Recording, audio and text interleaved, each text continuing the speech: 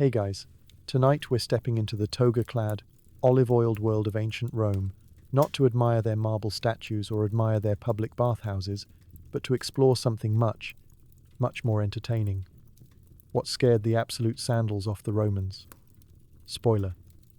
It wasn't just the Gauls. This isn't about epic battles or political scandals. No. Tonight, we'll be wandering through a Roman's daily life in search of their most irrational, stomach-churning, extremely over-the-top fears. We're talking ghosts, eclipses, suspicious owls, bad bread omens, and public toilets with too much mystery. So before you get too cozy, do me a tiny favor. Like the video and subscribe, but only if you actually enjoy what I do here. Leave a comment telling me where you're listening from and what time it is. There's always someone watching this at 2 a.m., wrapped in a blanket, wondering if that noise was just the wind or a ghost with an opinion about grain taxes. Now, dim those lights. Turn on a fan for that gentle background hum. Get comfortable. Maybe swaddle yourself like a Roman infant if that's your thing. Because tonight we're diving deep into Roman anxiety, one neurotic superstition at a time. And I have to ask, have you ever feared being cursed by a statue? Have you ever changed your lunch plans because Mercury was in a bad mood? Would you willingly visit a haunted public bathroom knowing Roman ghosts like to hang around the plumbing? Did you know sneezing in the wrong direction was considered an omen of death? Can you imagine waking up in a world where your neighbor wears a dead weasel around his neck for protection, and you're the weird one? Congratulations. You've just woken up in Rome.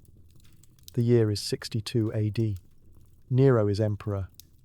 Everything smells faintly of fish sauce and ambition, and you've just stepped out of your insula barefoot because your sandals were stolen by a monkey. Good luck. You thought nature was terrifying. Try using a Roman public toilet. It's a long stone bench with keyhole-shaped holes, zero privacy, and a constant breeze from the underworld. The worst part? Romans believed these latrines were haunted. Spirits. Demons. Possibly a ghost named Kevin. You shuffle into the stone structure that passes for a public latrine not because you want to, but because your bowels are having a civil uprising, and this is your only legal option. The space is dim, cool, echoey, and smells like something both ancient and surprisingly sentient. The walls are lined with worn benches, each punctuated with large openings shaped like something between a keyhole and a scream. There are no stalls, no doors, no dignity. Just you, 10 strangers, and a pit that's been collecting regrets since before Caesar grew a beard. Now, here's where it gets even better. The Romans believed these places were haunted. Yes, haunted. Not just smells haunted, actually haunted. Malicious spirits, vengeful underworld entities, and sometimes even demons that lived in the sewers and waited patiently to lunge up through the toilet hole and attack your most vulnerable region. This wasn't some fringe belief. It was widely accepted that evil spirits hung out in latrines the way modern ghosts haunt attics or Home Depot parking lots. The Latin term was larvae malevolent spectres associated with death, mischief, and, in this case, bad plumbing. Some claimed they were the restless souls of people who had died violently. Others said they were sewer-dwelling goblins that just really hated hygiene. And honestly, who could blame them? The Romans tried to protect themselves. Before sitting, you might whisper a protective charm under your breath, something along the lines of, "Please don't bite me, oh spirit of the pipe." Others clutched amulets or wore carved phallic charms around their necks, which were believed to ward off evil. Yes, the Romans thought a tiny bronze penis could defend them from toilet ghosts. Freud would have had a field day. There were even cases where people offered literal sacrifices, tossing in small coins, bits of food, or wine into the pit as a kind of spiritual bribe, as if the demon living in the pipe just needed a snack to chill out. "Hey, sorry I used your haunted bathroom without permission. Here's a grape and half a cracker." Architecturally, these latrines were marvels of Roman engineering connected to sophisticated sewer systems like the Cloaca Maxima, which sounds like a Harry Potter spell, but was actually one of the first large-scale sewage systems in the world. Impressive, yes. Comforting? Not remotely, because despite the technological achievement, you're still sitting in a room full of strangers over an open channel of raw sewage with absolutely no barrier between you and whatever's down there. You don't even get your own sponge. That's right, Romans used communal sponges on sticks, dipped them in vinegar between uses, shared them with the same level of trust you give to a salad bar in a gas station. And all of this happens while you make awkward eye contact with the person sitting next to you, who's chatting about the weather while both of you pretend you're not being slowly consumed by shame. The breeze coming up from below is unnatural. It's cold, wet, and carries with it the faint whisper of the underworld. Or maybe that's just Claudius in the corner humming nervously. Either way, the moment you feel something brush your ankle, you leap 2 feet in the air and vow never to poop again. Ever. But don't worry, there's a god for this. His name is Crepitus, the unofficial Roman deity of flatulence. Some say he was made up as a joke. Others insist he was invoked in latrines to ward off bad spirits with something worse. In any case, you might mutter his name under your breath just in case. Because when you're sitting on a haunted stone bench, over a demonic wind tunnel, you take whatever divine help you can get. There were even protective inscriptions carved into the walls of some latrines. Short little prayers, warnings to spirits, vague threats. May whoever harms me suffer eternal constipation, that sort of thing. Think of it as ancient graffiti with passive-aggressive spiritual undertones. By the time you're finished, if you ever manage to relax enough to actually finish, you make your exit like a soldier returning from battle. Quiet. Changed. Clenching your tunic a little tighter and avoiding eye contact with anyone who might have heard your confrontation with the underworld. And if you're wondering, yes, there are documented stories of people dying in latrines. Sometimes from the fumes.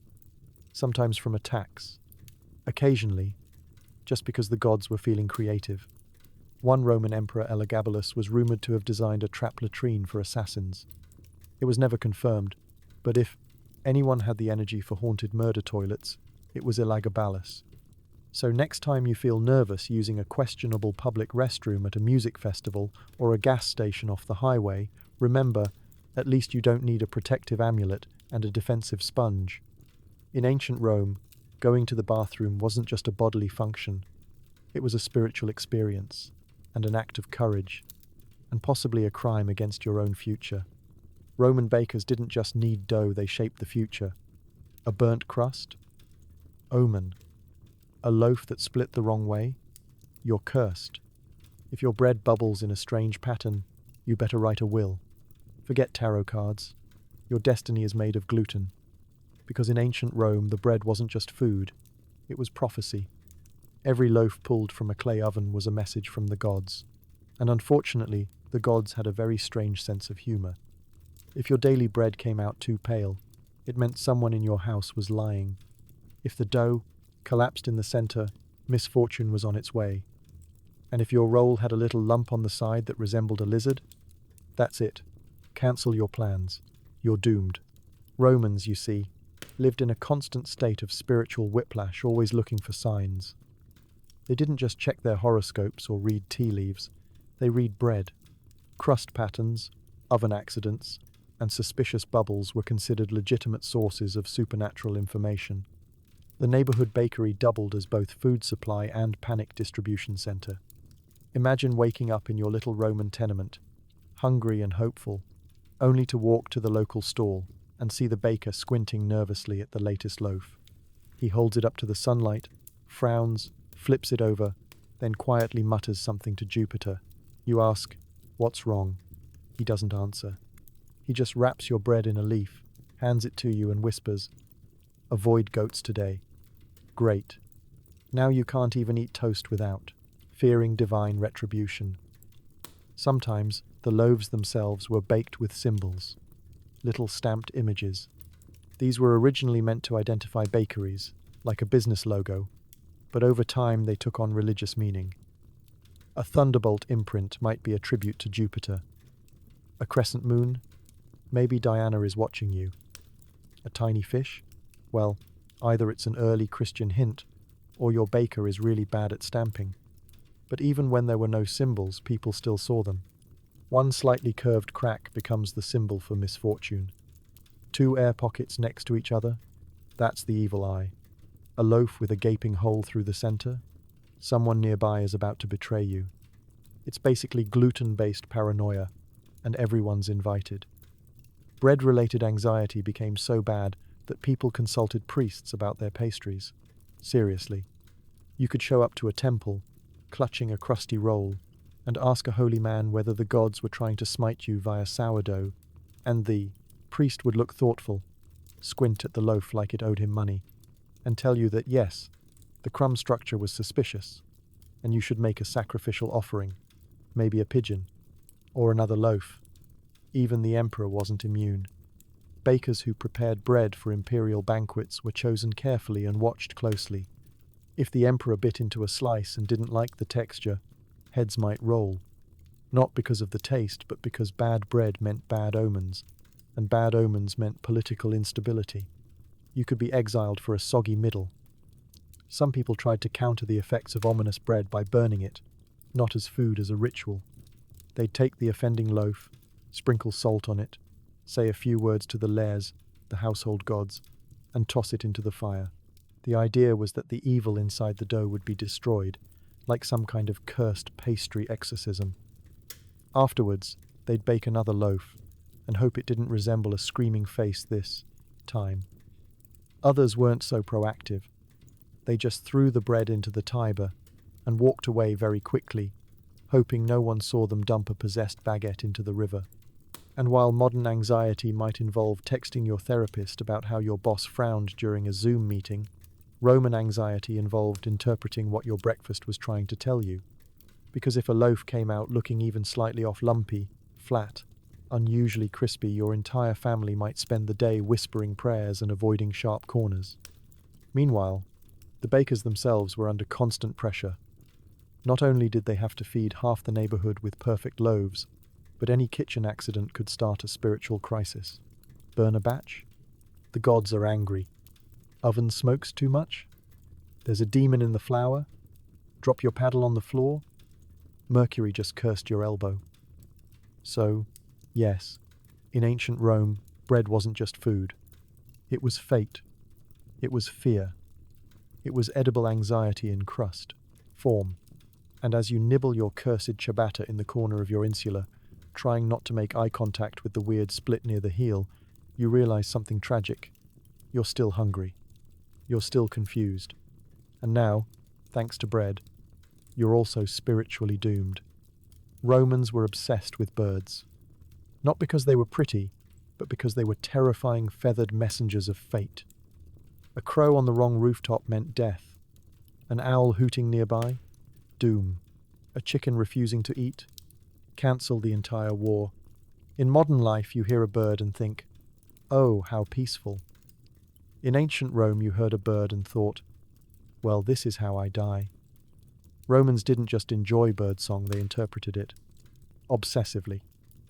They believed birds were celestial couriers delivering the gods' daily commentary on your life, whether you asked for it or not. And that commentary? Almost never good. A single bird could bring down morale, halt a military campaign, or get your neighbor arrested. Avian behavior was closely monitored by a group of priests known as augurs, whose entire job was to stare at birds and decide whether you should go outside today. They stood in public spaces, looked at the sky, and said things like, that seagull flew left, cancel the wedding, and people listened. Entire political decisions were made based on which direction a pigeon happened to flap. And let's be clear, these weren't casual glances at the sky. This was structured bird watching with high stakes. The augurs would draw an imaginary sacred space in the air called a templum and watch for birds entering it. Left side? Bad. Right side? Good. If no birds showed up, try again later. Maybe with snacks. The most dramatic bird-based forecasting came from chickens. Yes, chickens, those feathered trash compactors from your backyard, were seen as spiritual advisors. Specifically, sacred war chickens, known as the sacred pullets. Before a battle or major decision, a special priest would present food to the sacred chickens and observe their behavior. If the chickens ate enthusiastically, scattering grain, pecking hungrily, maybe flapping around a bit, it was a good omen. The gods approved. Proceed with glory. If the chickens ignored the food, ate slowly, or just stared blankly into the void like feathered philosophers, that was very bad. The gods were displeased. Battle plans were postponed, politics delayed, livelihoods ruined. All because Henrietta the divine hen wasn't hungry. And don't think generals could just ignore the signs. One Roman naval commander, Publius Claudius Pulcher, famously tossed the sacred chickens overboard when they refused to eat. If they won't eat, he said, let them drink. He then proceeded with the battle and lost spectacularly. The chickens got their revenge. So did the Senate. Owls, meanwhile, were the medieval horror movie jump scares of the Roman world. Hearing one hoot near your home meant someone inside would die soon. Seeing one in broad daylight? Pack your things. Your city is about to be sacked. Even the Roman historian Suetonius noted that an owl sighting on the Capitol Hill foreshadowed the death of an emperor. Which emperor? All of them, probably. Owls were flying omens of doom. If an owl even looked in your general direction, you went to the temple and sacrificed a goat just to be safe. Crows were no better. While modern people associate crows with mystery or intelligence, Romans saw them as ominous death harbingers. One crow landing on your roof? Bad. 2 crows cawing near a public forum? Cancel all events. 3 crows circling a temple? Sacrifice something immediately, preferably not your neighbor, though the line was thin. There were even strict rules about bird sightings in dreams. If you dreamed of birds flying indoors, that was interpreted as chaos entering the household.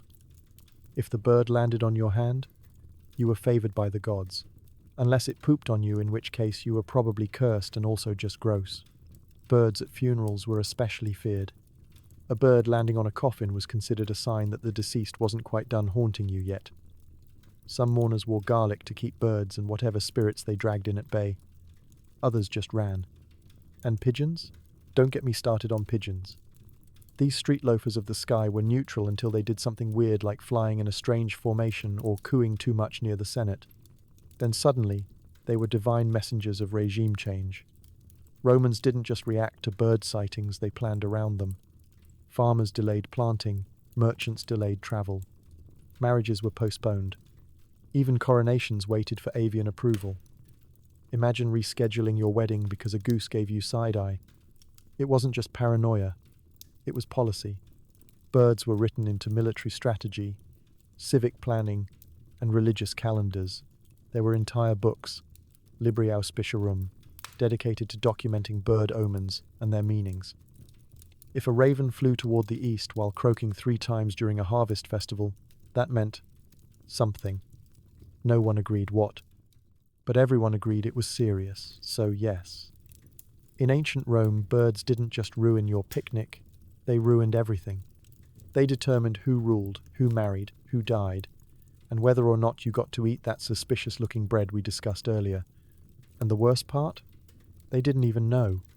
They just flapped, hooted, pecked, and occasionally pooped on someone's toga, leaving a trail of divine chaos in their wake. When the moon covered the sun, Romans collectively lost their marbles. They banged pots, screamed into the sky, and sometimes sacrificed goats just to get the sun back. Spoiler, it always came back. But that didn't stop the drama.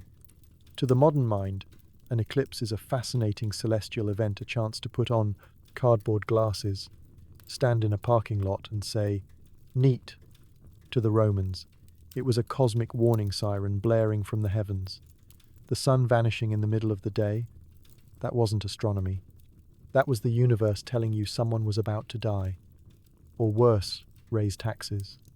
You could be going about your day, maybe gutting fish at the forum or shouting at a merchant about spoiled lentils, when suddenly the sky darkens. People freeze, eyes widen, the temperature drops slightly. Someone screams. Somewhere nearby, a baby starts crying, a dog howls, and an old woman clutches her chest and says, "It's happening again." Then comes the pot, banging. Romans believed loud noises could drive away evil spirits.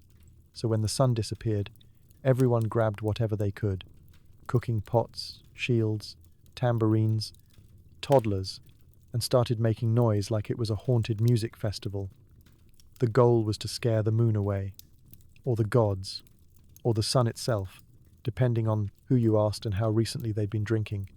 And if banging pots didn't work fast enough, time to bring out the livestock. Roman priests might offer up a goat, a sheep, or in dramatic moments, a whole bull. The logic? If something's wrong in the sky, something down here has to bleed. It's like unplugging your Wi-Fi router, but with more entrails. Augurs, the official bird-watching, omen-reading priest class, would immediately be summoned to interpret the eclipse. This usually involved a lot of frowning, pacing, and dramatically opening scrolls. Their final conclusions ranged from "a great man shall fall" to "someone nearby has displeased the gods by sneezing during a sacred rite." Either way, expect trouble. Military commanders dreaded eclipses. If one happened before a campaign, morale plummeted. Soldiers feared they'd be marching into divine disapproval, and no one wants to face a barbarian horde knowing the sun literally ghosted them. Some generals would postpone battles entirely, offering emergency sacrifices and blaming the weather in public while sobbing quietly into their breastplates in private. Even emperors weren't immune. Emperor Claudius, famously superstitious, once reportedly refused to leave his room for 2 days after an eclipse, convinced it was an omen of his imminent demise. To be fair, in ancient Rome that was always a pretty safe bet. And don't think this was just a solar thing. Lunar eclipses had their own fan base of horror. The moon turning red? That wasn't science. That was blood, a signal of war, or plague, or a scandal involving a senator and several amphorae of wine. Theories varied, but the anxiety was consistent. Many Romans believed that eclipses were caused by sky monsters, celestial beasts, trying to devour the sun or moon. These weren't metaphorical creatures. People genuinely feared that a cosmic wolf or snake was up there having a snack. And the only way to stop it? Scream. Louder. Bang harder. Make enough noise that the monster gets indigestion and spits the planet back out. And if that didn't work, you could always write a curse tablet. Scribble your fears onto a thin sheet of lead, roll it up, and toss it into a well. Classic Roman anxiety management. Because when the sky breaks, obviously the solution is to litter with intention. Merchants used eclipses as excuses. Yes, your shipment is late. Clearly the gods are upset. Farmers wept openly in their fields, assuming their crops were doomed. And oracles, the drama queens of ancient forecasting, were flooded with panicked clients, asking whether the darkness meant their cousin's weird rash was terminal. Even after the sun returned, which it always did, the unease lingered. For weeks, sometimes months. People would keep sacrificing just in case. Families would pray to Apollo, god of the sun, leaving offerings of honey cakes, wine, and on one memorable occasion, an unfortunate chicken dressed like a tiny senator. Eclipses wormed their way into Roman literature too. Poets referenced them as signs of divine wrath. Historians timed major events to them. If a ruler died after an eclipse, even by natural causes, the story instantly gained weight. See? We told you something was wrong. In the end, eclipses were less about astronomy and more about existential dread. The sky going dark? That wasn't nature. That was personal. And so, as the sun slowly reappeared, casting its golden light over the city once more, the Romans would collectively exhale, set down their pots, and look at each other with the same unspoken thought. Next time we sacrifice the better goat. Bathhouses were sacred, but also cursed. If you dropped your soap, and it floated weirdly, evil spirits. If the steam shaped itself like a wolf, bad harvest.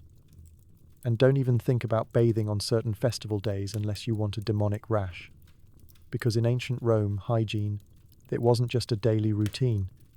It was a full-blown spiritual minefield, wrapped in steam and awkward nudity. Bathing wasn't private, it wasn't quiet, and it definitely wasn't free of supernatural interference.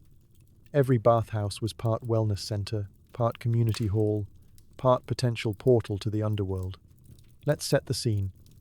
You walk into the thermi, the local bath complex, carrying your towel, your strigil, a curved metal tool for scraping oil and sweat off your body, which is as glamorous as it sounds, and the kind of unease that only comes from knowing your skin is about to be judged by the gods and by your neighbor's judgmental uncle.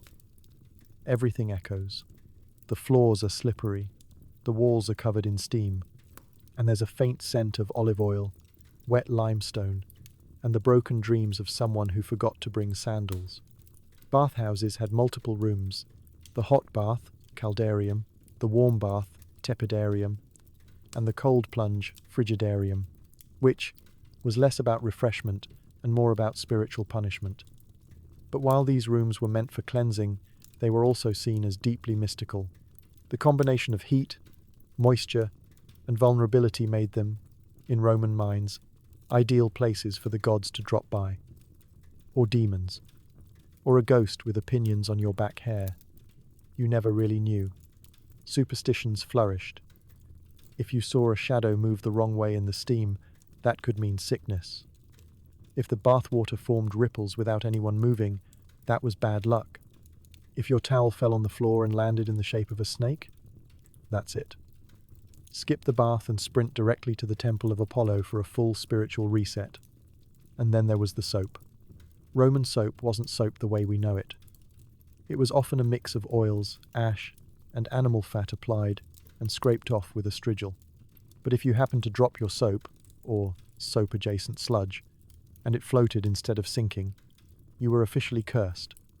This wasn't negotiable.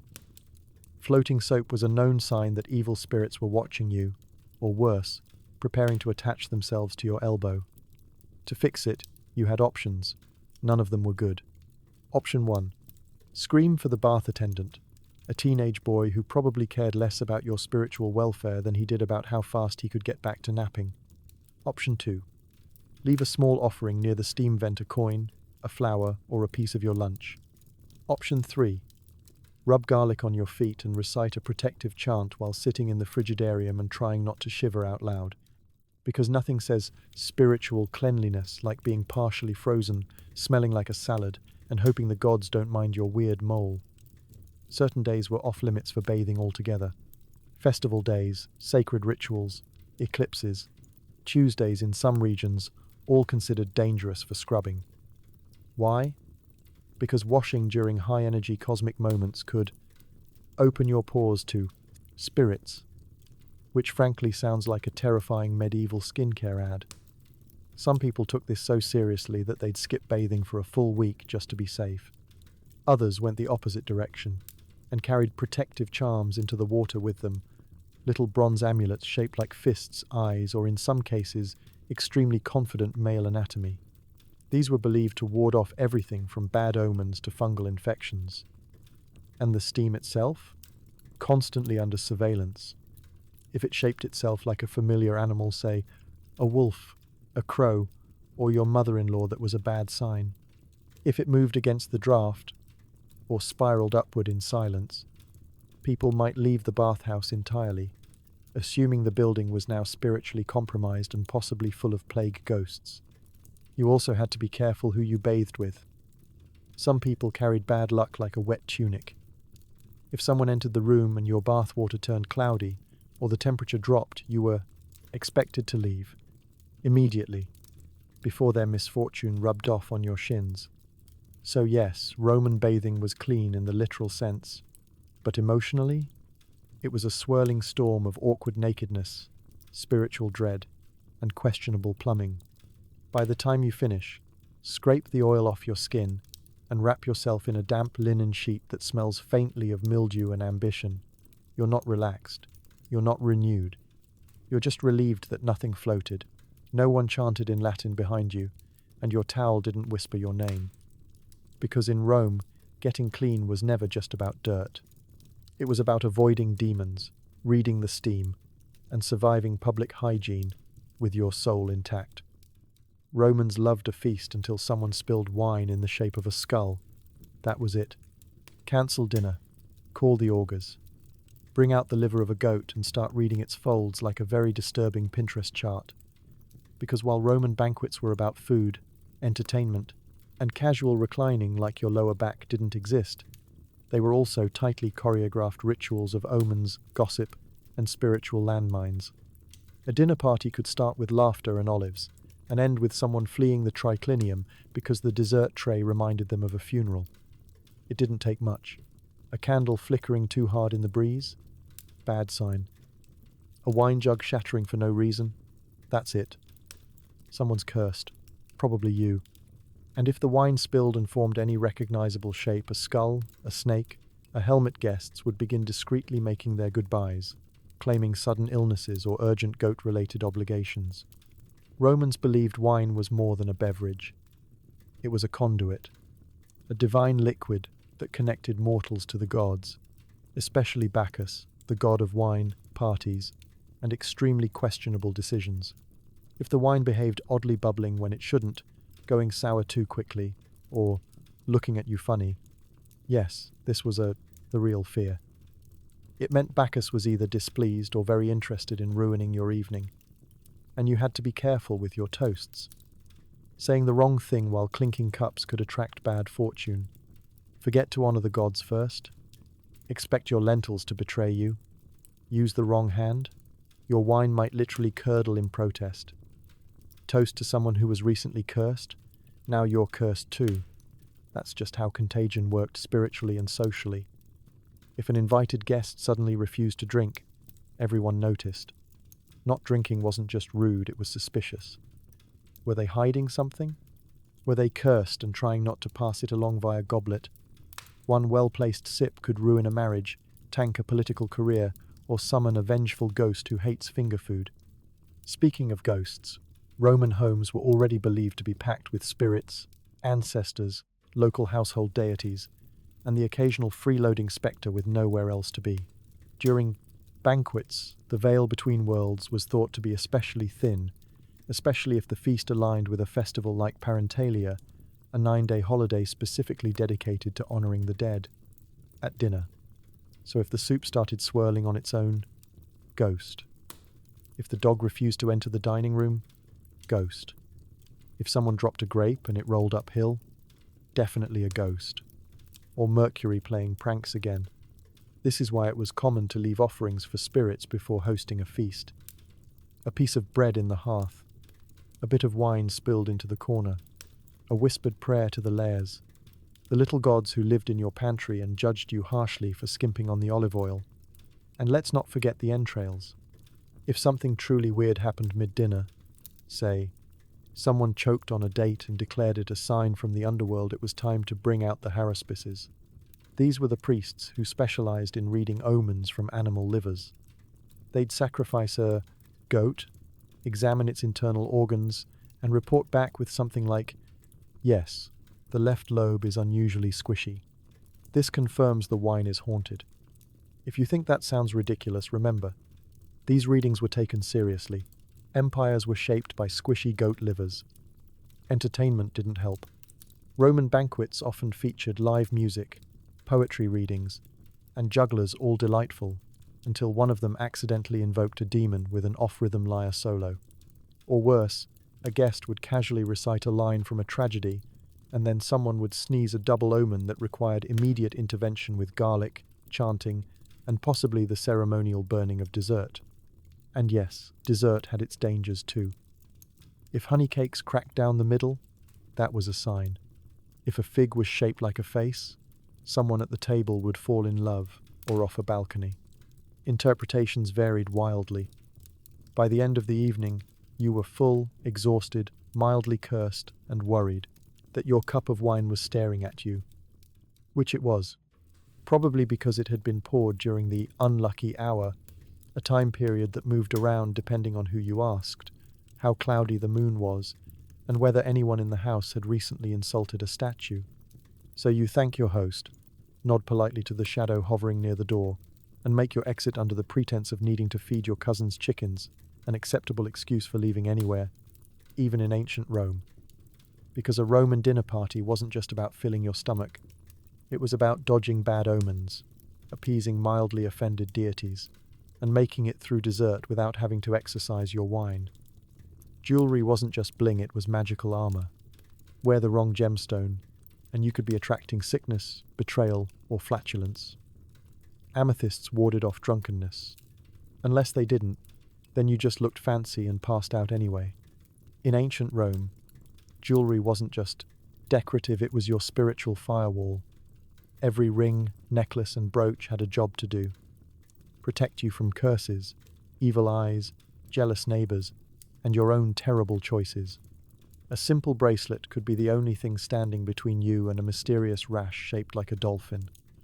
Romans were deeply, irrevocably superstitious, especially when it came to what they wore. They believed certain metals and stones absorbed negative energy, redirected bad luck, and occasionally whispered helpful advice in stressful situations. Wearing jewelry wasn't about accessorizing, it was self-defense. Take amethyst, for example. Highly fashionable, especially among the upper class. It was believed to prevent intoxication. The logic was that the stone's purplish hue resembled wine, and so by sympathetic magic, it would protect you from wine's effects. It didn't. You'd still drink too much at a banquet and end up reciting Ovid while attempting a cartwheel, but at least you looked composed doing it. Then there was hematite, a dark stone associated with Mars, the god of war. Believed to give courage and strength, it was worn by soldiers and gladiators. Unfortunately, it also resembled dried blood, which didn't exactly calm anyone down. Imagine strapping on your lucky battle ring and realizing it looks like you've been stabbed. Encouraging? Sure, but only if you enjoy irony. Gemstones were judged on their vibes. If a stone cracked suddenly, bad omen. If it changed color over time, either it was absorbing your bad luck, or you bought a fake from a merchant who moonlighted as a con artist. Either way, trouble. One of the most feared accessories was a cursed ring. Every Roman knew someone who wore a ring that ruined their life. Maybe the ring belonged to a dead general. Maybe it was found in a cursed tomb. Maybe it just looked weird. Regardless, once it was on your finger, everything fell apart. Your job, your marriage, your hairline. You couldn't just take it off either. That would offend whatever spirit had claimed it. The only real solution was to bury it under a crossroads with some beans and a very specific chant about Jupiter's left sandal. And that's not even the weird part. Some rings had inscriptions, tiny messages carved into the band, usually in Latin or Greek. These weren't just romantic phrases, they were magic spells. Wards against betrayal, prayers to Mercury for cleverness, hexes to make someone fall in love with you, or get food poisoning depending on how your week was going. It's like wearing a passive-aggressive tweet on your finger. Even the placement of jewelry mattered. A ring on the left hand, protection from disease. On the right, defense against lies. On the wrong finger entirely? Who knows, maybe you just summoned a demon that now lives in your spleen. Children wore amulets called bulla little lockets meant to ward off evil spirits.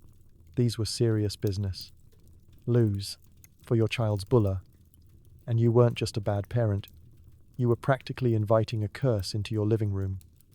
Some parents even chained the bulla to the child's tunic, which made playing tag slightly more intense. Let's not forget the phallus charms. Yes, exactly what it sounds like. Tiny bronze penises worn around the neck or sewn into garments. These were meant to deflect the evil eye and assert dominance over malicious spirits.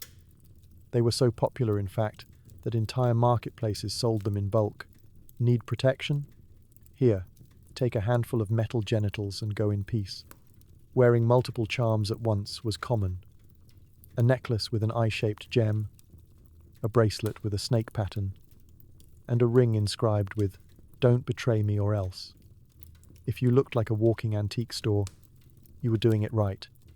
But with every layer of jewelry came risk. Borrowed someone's ring without asking? You might have borrowed their fate. Inherited your grandmother's earrings? Better check if she had enemies. Lost a pendant in the river? That's fine unless it was holding back a curse. In which case, good luck sleeping tonight. And if your jewelry ever burned, cracked, or started vibrating for no reason, you had to act fast. Not return it, not throw it away, No, you had to neutralize it. This involved salt water, chanting, maybe a pigeon feather, and a local priest who charged extra for cursed accessories.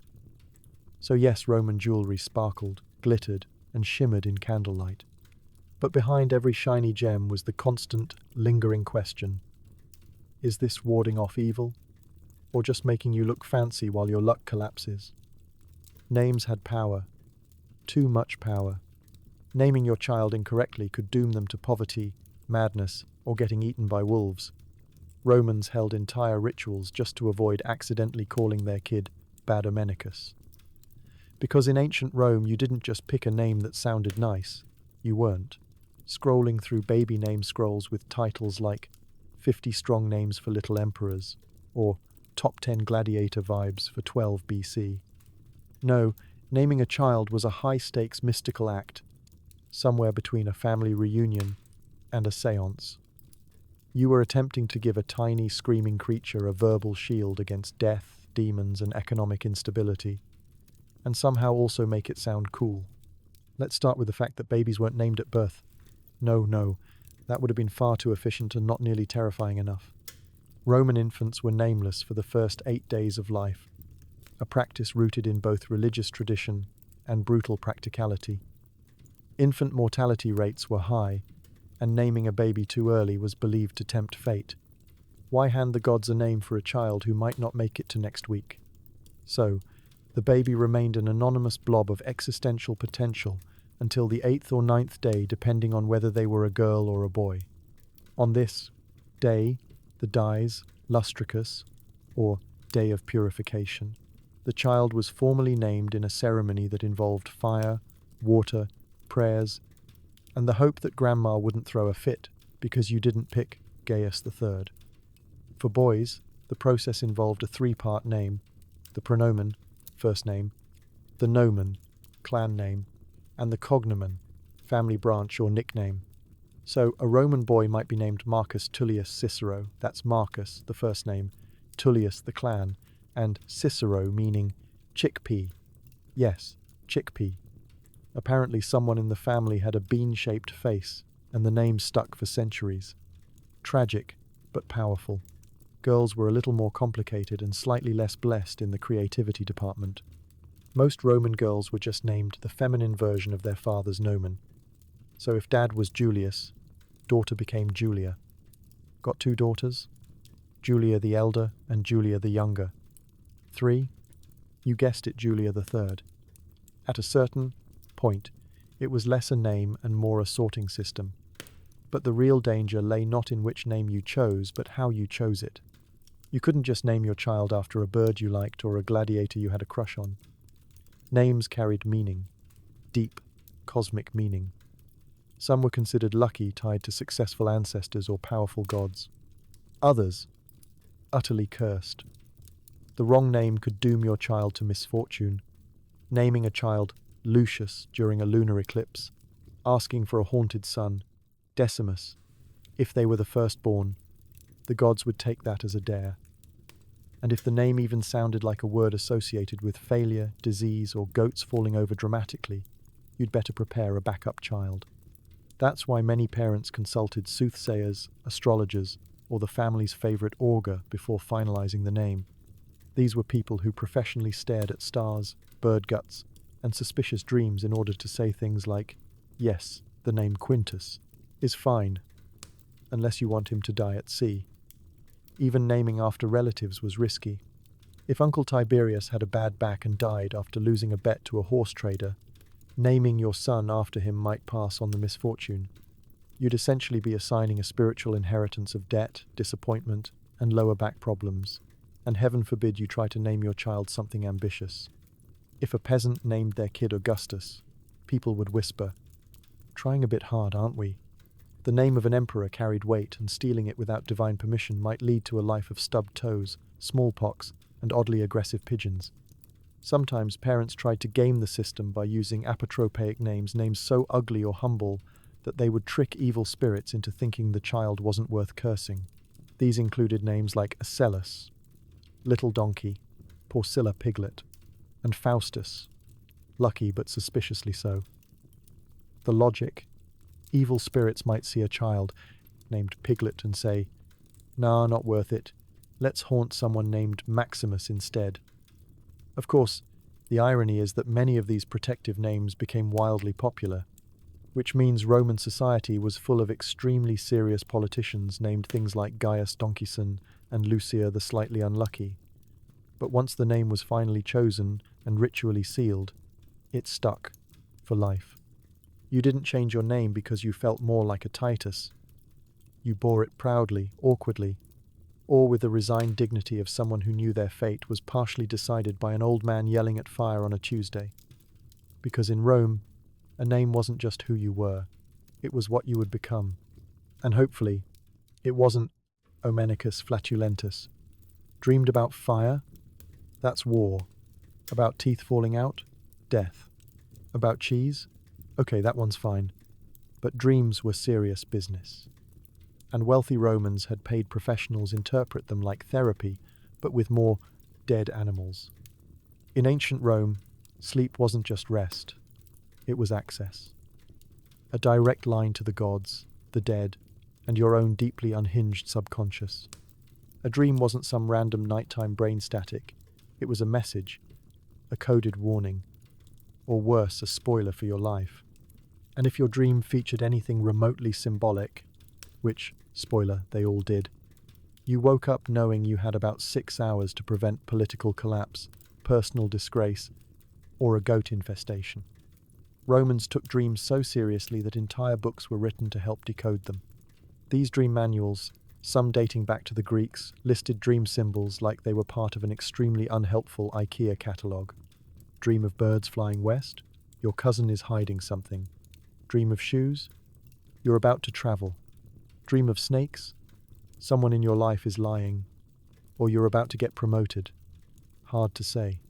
Interpretations were less science and more vaguely threatening poetry. Now, if you were rich, or just dramatically anxious, you might hire a dream interpreter. These were specialists, part priest, part fortune teller, part drama critic, who would listen to your dream and make sense of it using divine insight, astrology, and their own flair for theatrical panic. Imagine therapy, but instead of talking about your mother, they told you that dreaming of fish meant you were cursed by Neptune and should avoid grapes for a week. And of course, dreams involving gods required immediate action. Dreamed about Jupiter?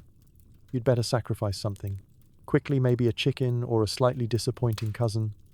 Dreamed about Minerva? Start writing poetry. Dreamed about Mars covered in blood and yelling at you from a chariot? Yeah, time to cancel your dinner plans and update your will. Dreams were also political. Emperors and generals often made big decisions based on what they dreamed. If a senator had a dream about an eagle dropping a scroll into his lap, he might show up the dream next morning demanding a promotion. Even Augustus, the first emperor, once claimed his mother dreamed of a serpent entering her womb before she became pregnant with him.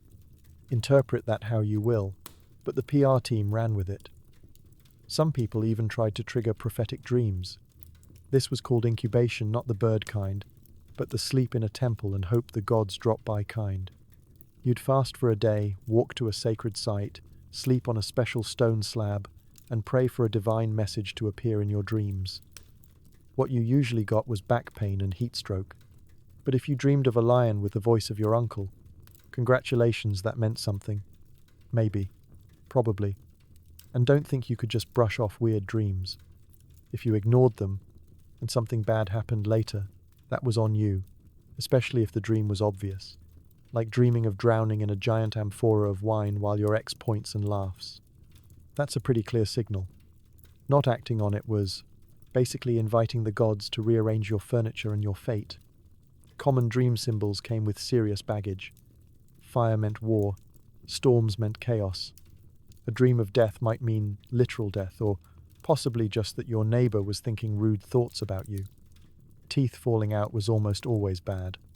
And if you dreamed about being naked in public, Romans believed it meant either shame or unexpected wealth, which is confusing because most Roman statues were naked and rich. Dreaming of food was considered safer. Cheese, olives, bread, all fine. But if you dreamed of burnt food, a tragedy was coming.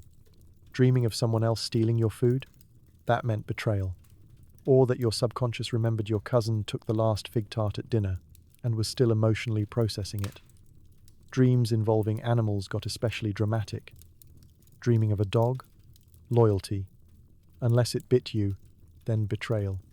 A lion? Power or imminent danger. A goat wearing a crown? Too late. Your fate is sealed. Probably with garlic. And if you had a dream without symbols? Just blackness? That was even worse. It meant the gods weren't talking to you. Silence was ominous. You were either spiritually boring or divinely ignored. Some people panicked after a dreamless night and immediately donated coins to the temple just to get back on divine radar. Of course, some Romans tried to manipulate their dreams. They'd sleep with certain herbs under their pillow bay leaves for visions, poppy seeds for prophetic insight, garlic to keep out unwanted spirits, and also friends. Some even wore amulets shaped like eyes or stars to guide the dream process, like installing spiritual GPS. But no matter what, every dream came with the same haunting question. Was it just a dream? Or did Mars really just tell you to quit your job and move to Gaul? You walk past a statue and swear it blinked. Did it? Probably not. But the Romans thought it might. Statues were often believed to house spirits, gods, or the occasional grumpy ancestor. If it toppled over, just move cities. Because in ancient Rome, statues weren't just stone decorations, they were portals, vessels, spiritual USB sticks. You couldn't just walk past a statue and assume it was simply admiring the sunrise. If that thing moved, flinched, wept, glowed, tilted slightly, or simply felt off, congratulations, you were now part of a divine incident report. May the gods have mercy on your laundry bill. Roman cities were full of statues, emperors looking triumphant, gods standing dramatically with togas that defied physics, warriors posing like they were about to drop the world's most intense protein ad. But beneath all that carved bravado, people were watching. Not just the citizens, the statues, or so many believed. Romans genuinely thought that statues could see, not symbolically, literally. Some even placed offerings at the feet of their favorite marble icon, just in case it decided to whisper about them to Jupiter during the divine staff meeting. If you insulted a statue, stared too long, or bumped into it while tipsy, bad idea. That wasn't just a clumsy moment, that was a spiritual misdemeanor. And if the statue fell, oh no, that was a disaster. A statue falling over meant the spirit inside it, or the god it represented, had either left the building in rage or thrown a very dramatic tantrum. Either way, something terrible was coming. Earthquakes, plague, war, or, worst of all, your mother-in-law deciding to stay the week. People would hold emergency rituals. Priests would circle the fallen statue with incense, muttering Latin phrases that roughly translated to, "We didn't mean it, please don't curse our water supply." In some cases, the statue would be buried. In others, it would be re-erected with extreme ceremony, new garments, new garlands, possibly a goat sacrifice, because Rome's answer to everything was, "Have you tried a goat?" It wasn't just about the gods, either. Ancestor statues were everywhere, usually in private homes, glaring from corners like they had opinions about your choice of furniture. These weren't just decorative busts. These were spiritual surveillance systems. Many Romans believed the spirits of the dead could inhabit their likenesses. Which means, yes, Great Uncle Flavius could be watching you judge a peach, silently critiquing your form from beyond the grave. This is why eye contact with statues was tricky business. You might catch a glimpse of a statue in passing, maybe in the moonlight, or in a steam-filled bathhouse, or when you've had one too many cups of wine and think it moved. A twitch of the lip, a slight turn of the head, maybe a knowing smirk. Normal people might say, "That's just shadows." Romans said, "We need to cleanse the house immediately. And don't forget the miracle statues, the ones that wept, bled, or changed expression. These weren't just the stuff of legend. They were documented events, or at least rumored ones, which was enough. If someone said the statue of Mars blinked on the anniversary of a battle, You could bet the forum would be full of nervous citizens offering pastries and backup goats before noon. Political statues caused even more panic.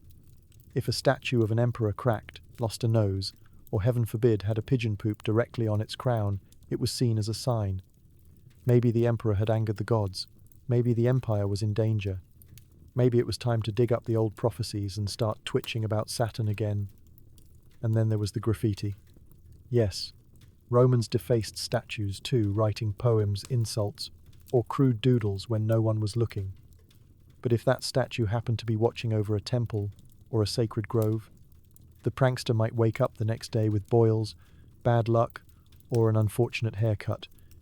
You don't disrespect a marble Mercury unless you're ready for your coin purse to go missing and your sandals to spontaneously unravel. So if you lived in ancient Rome, your daily walk wasn't just to stroll past fine art. It was a spiritual obstacle course. Every statue had a presence, a mood, a potential grudge. And while some people learned to ignore it to say, "No, that bust didn't just glare at me," others took no chances. They offered coins. They whispered greetings. They even apologized to statues when walking by, just in case. Because in Rome, stone might not breathe, but it definitely judged. Julius Caesar died on the Ides of March, so naturally that date was considered bad luck. But so was the calends, the nones, and honestly any day ending in day. Romans lived in a calendar-based panic spiral. Because in ancient Rome, the calendar wasn't just a handy system for marking holidays and overdue taxes, it was a roadmap of doom. Each date came loaded with spiritual baggage, cosmic warnings, and the unsettling sense that today might be the day the gods throw a thunderbolt directly at your salad. Let's start with the infamous Ides of March, March 15th. Most people know it as the day Julius Caesar was stabbed 23 times by a group of senators who clearly didn't get the memo on conflict resolution. After that, the Ides became the eternal shorthand for betrayal, political disaster, and general calendar-based anxiety. Beware the Ides of March. A phrase supposedly uttered by a soothsayer became the ancient Roman version of "don't open that email." But the Ides weren't just in March. Every month had one, usually on the 13th or 15th, depending on the lunar cycle and whether the gods were feeling spicy. The Ides were sacred to Jupiter, which sounds good in theory. But in practice, they were often days of omens, sacrifices, and the type of suspicious silence that made everyone rethink their life choices. Then you had the calends, the first day of every month. Seemed like a good time to start. Fresh, right? Wrong. The calends were financially cursed. This was when debts were due, collectors came knocking. If you owed anyone anything, this was the day your reputation took a nosedive. People avoided signing contracts, starting journeys, or even getting married around the calends, just in case Mercury was in a vindictive mood. Next came the nones, falling around the 5th or 7th of each month. Nobody could quite agree on what the nones meant, but they were generally regarded as slightly suspicious, like a Tuesday that feels off, but you can't explain why. You just know not to schedule anything important, like opening a new business, or summoning a spirit. And speaking of Tuesdays, yes, the Romans had beef with those too. Specifically Dies Martis, the day of Mars. Named after the god of war, it was considered an aggressive, unpredictable day. Bad for weddings, bad for negotiations, bad for trying to cut your own hair with a bronze blade. Essentially, if you wanted to avoid conflict, don't do anything on a Tuesday. Just stay home, ideally under a blanket, with garlic. In fact, the Roman calendar was so complicated that a daily almanac called the Fasti was used to track which days were lucky days, Fasti, and which were absolutely cursed beyond comprehension, dies nefasti. Some days were labelled for legal activity, others were for religious rites only, and still others were "do not engage with anything or you will ruin your whole life" days. And yes, people followed these rules, religiously. If the calendar said no legal proceedings, courts closed. If it said do not travel, you unpacked your bags and hoped the gods hadn't noticed you were planning to visit your cousin in Pompeii. Even emperors had to play along. One ill-timed edict on a cursed day could spark riots or at least a strongly worded scroll. But wait, there's more. Certain months were considered more ominous than others. February? A month of purification and death rituals. You could bathe and mourn, but try to host a party and you'd find yourself haunted by 10 generations of disappointed ancestors. October was great for war, but bad for weddings. August? Dangerous for travel, unless you'd recently sacrificed something, preferably not a friend, though honestly that was flexible. The superstitions went even deeper. Rain on the calends? Bad harvest. Thunder on the nones? Someone in your family was lying to you. If the Ides fell on a full moon, just cancel everything and go back to bed. And don't even get them started on eclipses or comets during a suspicious week. That was buy extra grain and prepare to be conquered territory. In short, trying to live a normal life in Rome meant navigating a minefield of celestial appointments and astrological grudges. Every plan from dinner with friends to building a temple required checking if the stars were in a good mood and if the date itself wasn't spiritually booby-trapped.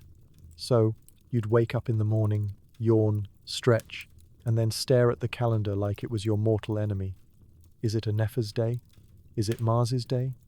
Did a bird cough near the temple at dawn? Better stay inside. Maybe tomorrow will be better. Or maybe tomorrow is Saturn's weird revenge holiday and you'll get cursed for tying your sandals too loudly. Because in Rome, time wasn't just money. Time was dangerous. And your to-do list always began with, check if today wants me dead. If you put your left sandal on before the right, that's bad luck. If you tripped with your left foot, cancel your plans. The left side was the wrong side. Even left-handed people were considered a little ominous. Because in ancient Rome, left wasn't just a direction, it was a cosmic warning. The Latin word for left was sinister.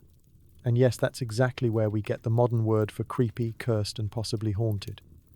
Romans truly believed that the left side of anything, foot, shoulder, omen, cousin, was deeply suspicious and probably out to ruin your day. So let's start with the basics. Shoes. Putting your sandals on in the wrong order wasn't just a fashion faux pas, it was practically a spiritual emergency. Right sandal first. Always. That was the rule. Putting on your left sandal first was believed to invite chaos, attract bad omens, and potentially summon the attention of a very bored underworld deity who had nothing better to do than mess with your breakfast. Some Romans took this so seriously they would stop mid-step, rip off both sandals, and start over if they realized their foot ritual was reversed. Imagine doing that every morning, while also dodging the family goose, and trying to remember if today was an unlucky Mars day. It was a full-time job. But the left foot wasn't the only problem. Tripping with the left foot was a dire omen. You could be walking confidently toward a temple, trip over a pebble with your left foot, and immediately turn around, because clearly the gods had other plans. And those plans involved you staying inside, preferably under a blanket, possibly whispering protective rhymes to a garlic bulb. The right side, by contrast, was blessed. Right hand, purity. Right side of the bed, good fortune.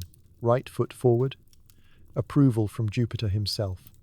When entering a home, public building, or temple, you always stepped with your right foot first. The left foot was associated with shadows, death, and people who didn't label their wine properly.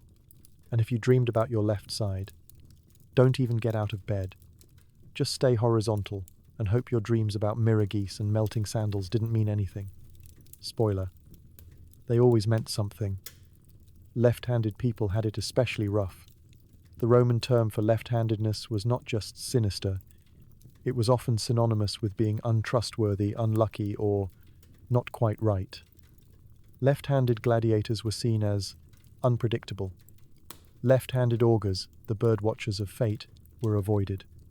If your child reached for their toy with the left hand, some parents would gently or not so gently encourage them to correct it, with a firm nudge, and possibly a long discussion about divine symmetry. In fact, the augurs, the official interpreters of omens, based much of their ritual around left versus right. When watching birds for signs from the gods, because that was a normal Roman job. Birds flying in from the left were considered unlucky. Birds from the right? Good omens. Unless it was a crow. Then everything was terrible regardless of direction. Even public speeches were affected. If someone accidentally gestured with their left hand during a formal address, some in the crowd would gasp, or worse, start muttering prayers under their breath. Because clearly that guy was going to lead them straight into a bad harvest. Some temples even had left side restrictions. You couldn't leave through the left door of certain shrines, unless you wanted to be cursed with minor misfortunes like spoiled wine, stubbed toes, or being seated next to a talkative neighbor at dinner. And weddings? Oh, you better believe there were rules. The bride had to stand on the groom's right always. Any mention of the left side on your wedding day was treated like someone yelling fire in a bakery. You'd be whisked off to a temple, rubbed down with protective herbs, and possibly given a charm shaped like a phallus to wear around your neck. Yes, really. To protect themselves, some Romans wore amulets shaped like the right hand, a literal reminder of which direction was blessed. Others hung wind chimes made of tiny bronze hands near their doors to ward off evil from, you guessed it, the left. So every step you took in Rome had consequences, especially the first one. Step left out of bed? Regret. Tie your left sandal first? Doomed. Trip with your left foot? Might as well reschedule your entire life. Because in Rome, the left wasn't just wrong, it was cursed. Roman ghosts weren't subtle. They haunted homes, latrines, and sometimes even market stalls. One poor senator claimed to be haunted by his ex-mistress who kept knocking over his wine jugs. That's petty and terrifying, because in ancient Rome, death was not the end of your problems. In fact, it might have been the beginning of everyone else's. Ghosts, or lemures, were believed to be the spirits of the dead who hadn't been properly buried, properly mourned, or properly paid attention to during dinner. And unlike modern ghosts, which tend to stick to drafty castles or haunted attics, Roman ghosts had range. They could show up anywhere: bedrooms, public baths, bakeries, even latrines. Especially latrines. The Romans were very concerned about supernatural plumbing. It was commonly believed that spirits hung out in toilets, waiting to attack from below, not metaphorically, literally. There are records of people being advised to chant protective spells while relieving themselves, because nothing ruins a nice afternoon like being spiritually poked in the backside by a bored spectre. And ghosts didn't float quietly in the corner like disappointed librarians. No, Roman ghosts made a scene. They knocked things over, slammed doors, whispered in your ear while you were trying to nap, and in truly elite cases showed up in your dreams demanding justice, closure, or a better funeral spread. You see, many ghosts were created by bad deaths. If you died violently, unjustly, or without proper burial rites, you were at high risk of becoming a ghost with serious boundary issues. Romans called these restless dead. And if they weren't appeased with offerings, prayers, or at least some decent posthumous gossip, they'd let you know usually by waking you up at 3 a.m. and breathing cold air on your neck. This is why Roman homes had little household altars, lararia, for appeasing not just the household gods, lares, but also any ghostly guests who decided to loiter. You might light a little incense, pour out some wine, and say, "Dear spirit, I hope you're at peace. Please stop throwing my spoons across the room." And once a year, things got intense. Enter the Lemuria festival 3 days in May, dedicated entirely to ghost management. During Lemuria, households performed midnight rituals to rid their homes of unwanted spirits. This included walking barefoot around the house, throwing black beans over the shoulder, and clanging bronze pots while chanting, "Ghosts be gone." It was essentially a cross between an exorcism and an oddly specific exercise routine. Why black beans? Because apparently, ghosts love beans, or hate them. Scholars are divided. Either way, chucking legumes over your shoulder was considered a solid anti-ghost strategy. But not all ghosts were evil. Some were just annoying. There are written accounts of ghosts stealing food from kitchens, breaking pottery, and even haunting market stalls, driving customers away by making the olives look suspiciously moldy. One merchant blamed his declining business on the ghost of his former business partner, who, to be fair, did have unfinished economic opinions. And yes, there were vengeful exes. One senator wrote of being haunted by the spirit of his mistress, who was displeased with how quickly he'd moved on. She knocked over his wine jugs, spoiled his figs, and once allegedly possessed his dog. The dog just sat and stared at him for hours. Possibly a coincidence. Possibly supernatural judgment. Romans believed that the line between the living and the dead was thin, especially at night, or in places where emotions ran high. Bathhouses, cemeteries, battlefields, and the bedroom of that one cousin who kept forgetting birthdays, all high-risk ghost zones. If you felt a chill, smelled roses where there were none, or heard footsteps when you were alone, chances were you weren't. To defend themselves, Romans used protective charms, garlic garlands, phallic amulets, because of course, and whispered prayers. If things got truly bad, they'd call a necromancer a professional ghost negotiator. These people specialized in contacting the dead, asking what they wanted, and suggesting ways to appease them. Sometimes it was a proper tombstone, sometimes it was revenge, sometimes it was just a really nice cake offering. But if a ghost still wouldn't leave, well, then you'd move. Yes, some people literally packed up and relocated rather than deal with a persistent spirit. New town, new villa, fewer hauntings was a common approach. And if that didn't work, you just tried harder. Better beans, louder chanting, or, as one writer put it, more incense and less denial. Because in Rome you could offend a ghost without even trying. And once you did, they had zero intention of leaving quietly. Someone glaring at you too hard? That's the evil eye. Protect yourself with garlic, red string, or a tiny phallic charm. Yes, Romans wore miniature bronze genitals around their necks to ward off bad vibes. Fashion meets fear. In ancient Rome, the evil eye wasn't just a dramatic look from across the room, it was a spiritual weapon. A glance with just the right amount of envy, spite, or bad lunch could unleash invisible chaos into your life. That stomachache? Evil eye. Your sheep wandered off a cliff? Evil eye. Tripped on your toga while trying to flirt with a senator's daughter? Probably also the evil eye, though your charm levels may have contributed. Known in Latin as malus oculus, this malevolent stare could be intentional or accidental. Someone didn't even have to mean to curse you. They could just be jealous of your tunic, your hair, your slightly above average olive collection, and that envious energy could turn into a full-blown hex. You could be minding your own business, sipping wine in the forum, and bam, your sandals fall apart, and your cousin starts acting possessed. Coincidence? The Romans didn't think so. That's why people took protective measures and took them seriously. Let's start with the garlic. It wasn't just for cooking or repelling romantic prospects after too much wine. Garlic was considered a powerful protective force. Worn around the neck, rubbed on door frames, or even placed under your pillow, it was believed to absorb curses and repel envy. Some people wore garlic like jewelry, others hid it in their clothing. Either way, you walked around smelling like a cursed salad, but hey, you were safe. Then there were the red threads. Tied around the wrist, ankle, or sometimes even toes. Yes, really, red string was thought to reflect or neutralize the power of the evil eye. The color red itself was powerful, associated with life, strength, and spicy divine energy. You weren't just accessorizing, you were shielding your aura. In style. But if you really wanted full coverage protection, you'd go with the fascinum. The fascinum was a small amulet shaped like a penis. Yes, a literal, tiny, often winged, bronze phallus. Romans wore them around their necks, hung them from doorways, attached them to children's cribs, or stitched them into military uniforms. It wasn't meant to be lewd, it was magical.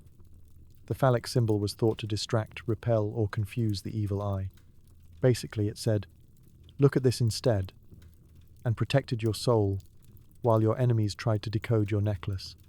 Children were especially vulnerable to the evil eye, so they often wore bulla, a round protective locket containing charms, herbs, and tiny spells. Wealthy Roman families made sure their children were fully accessorized in anti-curse bling before stepping outside. If your toddler looked like a tiny pagan rapper, you were doing parenting right. And if someone looked at you too long, especially if they were old, had one eyebrow, or looked slightly mystical, people would spit. Not at the person, but on the ground, to ward off any evil that might have been launched in your direction. 3 spits was the standard dosage. Some even muttered protective chants under their breath, like the ancient Roman version of muting someone's bad vibes with a scroll emoji. Of course, not everyone believed in the evil eye, but most people did, or pretended to, just in case. Even emperors had protective charms. Some historians believe Augustus carried a piece of dolphin bone as a talisman against envy and assassination. Did it work? Debatable. But it definitely made for an interesting conversation piece. Even art was designed with protection in mind. Wall paintings often included eyes, hands, or winged phalluses built right into the background, like divine pop-up ads saying, "Don't even try it." Public fountains featured grotesque faces and glaring masks to reflect the evil back at any envious onlookers. One villa had a mosaic that simply read, "Beware of envy," like the ancient world's version of a security alarm sticker. And if you did think you'd been cursed, there were remedies. You could visit a local witch, healer, or augur. They might wave herbs over your head, recite an incantation, or have you bathe in wine mixed with ash and optimism. Some preferred the do-it-yourself method. Roast a lizard in olive oil, chant the name of your third cousin backward, and sprinkle salt in all 4 corners of your home. Did it work? Maybe. Did it confuse the evil spirits? Almost definitely. Because for Romans, misfortune was rarely random. It was often personal, targeted, and probably caused by someone who just really wanted your new sandals. So next time someone gives you a funny look, maybe toss a bean over your shoulder, grab your garlic necklace, and whisper a quick prayer to the nearest statue. Because in Rome, bad vibes had teeth, and your best defense was bronze genital jewelry. Certain sacred geese were believed to predict attacks, famine, and tax hikes. If one honked weirdly, armies mobilized. If it waddled in a circle, your neighbor panicked and sacrificed his dinner goat. Goose logic was strong, because in ancient Rome, not all birds were created equal. While most flocks were destined for roasting or decorative pond ambience, some geese were elevated to full-blown oracles. These weren't your average honk machines. They were divine messengers, guardians of fate, beaked prophets with feathered authority, and zero tolerance for nonsense. And the most famous of these were the sacred geese of Juno, kept in the temple of Juno Moneta on the Capitoline Hill. These geese weren't there for decoration or eggs. They were elite poultry, tasked with the spiritual defense of Rome. According to legend, during the Gallic siege of Rome in 390 BCE, it wasn't soldiers, walls, or clever strategy that saved the city, it was geese. Yes, honking, flapping, mildly aggressive geese. As the story goes, the Gauls attempted a surprise night attack by sneaking up the hill. The Roman guards were asleep. The dogs were useless. But the geese? Wide awake and very annoyed. They honked so loudly and chaotically that they woke the Romans, who were able to repel the attackers. From that moment on, geese became holy, revered, untouchable. Basically, feathered smoke detectors blessed by the gods. But Roman reverence for geese didn't stop at, "Thank you for saving the city." No, they went all in. These sacred geese were pampered, fed lavishly, given names, possibly massages. If one looked slightly offended, priests took it as a sign of approaching doom. If 2 geese stared at each other too long, augurs might declare an emergency and start studying livers. Because in Roman society, animal behavior was never random. A goose honking at dawn? That meant something. Was the harvest going to fail? Was a senator planning a betrayal? Or did Mercury simply want more snacks? You couldn't be sure, but you had to investigate. Ignoring a goose could lead to disaster, and possibly exile. Augurs, Rome's official interpreters of omens, often watched birds for divine clues. This practice, known as auspicy, involved observing flight patterns, sounds, and behaviors. And while eagles and ravens got most of the theatrical attention, geese had a special place in the augural heart because they were loud, unpredictable, and, most importantly, impossible to ignore. A goose flapping its wings 3 times in the direction of the Senate House? Suspicious. A goose refusing to eat its daily grain? Worrisome. A goose defecating on a specific tile in the forum? That tile is cursed now. And don't forget the circular waddling. If a goose began walking in repetitive circles, especially counterclockwise, it was taken as a powerful sign of confusion in the divine realm. Something wasn't right. The cosmic balance was off. Someone, somewhere, had probably put their left sandal on first, and now a goose was frantically trying to realign the universe with its webbed feet. Naturally, regular citizens began monitoring their own geese at home. What had once been a mildly amusing barnyard companion was now a neighborhood oracle. A strange honk from Gertrudius the goose could lead to cancelled weddings, delayed business deals, or spontaneous offerings of grapes and apologies. And yes, people really did sacrifice goats to make the goose stop honking. Because when in doubt, throw livestock at the problem. The goat was the Roman version of turning your modem off and back on again. Even the military had their own sacred chickens used for omens, but that's another story. Geese, with their piercing shrieks and erratic behavior, were seen as both guardians and early warning systems. If a goose acted too calm, that was suspicious. If it acted too frantic, that was even worse. Basically, there was no correct goose behavior. Everything was an omen. Of course, not all Romans believed this goose gossip. Some skeptics thought maybe, just maybe, the honking was because geese are naturally irritable. But those skeptics rarely said it aloud, not unless they wanted to be glared at by priests, neighbors, and the goose itself. Because in Rome, a goose wasn't just a bird. It was a divine employee with a beak and a prophecy. So if you were walking past the temple and heard a sudden sharp hoo-hunk, you'd better freeze. Think about your recent sins. Check your sandals. Look up at the sky and brace for thunder. And maybe, just maybe, throw that goose a snack. You don't want to end up in its next prophecy. Every Roman home had lares and penates, tiny gods of the pantry and broom closet. Forget to leave out a crumb of bread for them? Expect spoiled milk, stubbed toes, and possibly a haunted spoon.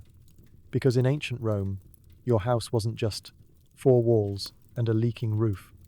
It was a divine ecosystem. Every home came fully stocked with invisible roommates known as lares and penates. These weren't full-sized, lightning-throwing gods like Jupiter. No, these were tiny gods, personal ones, who handled the important domestic stuff: food, safety, brooms, and vibes.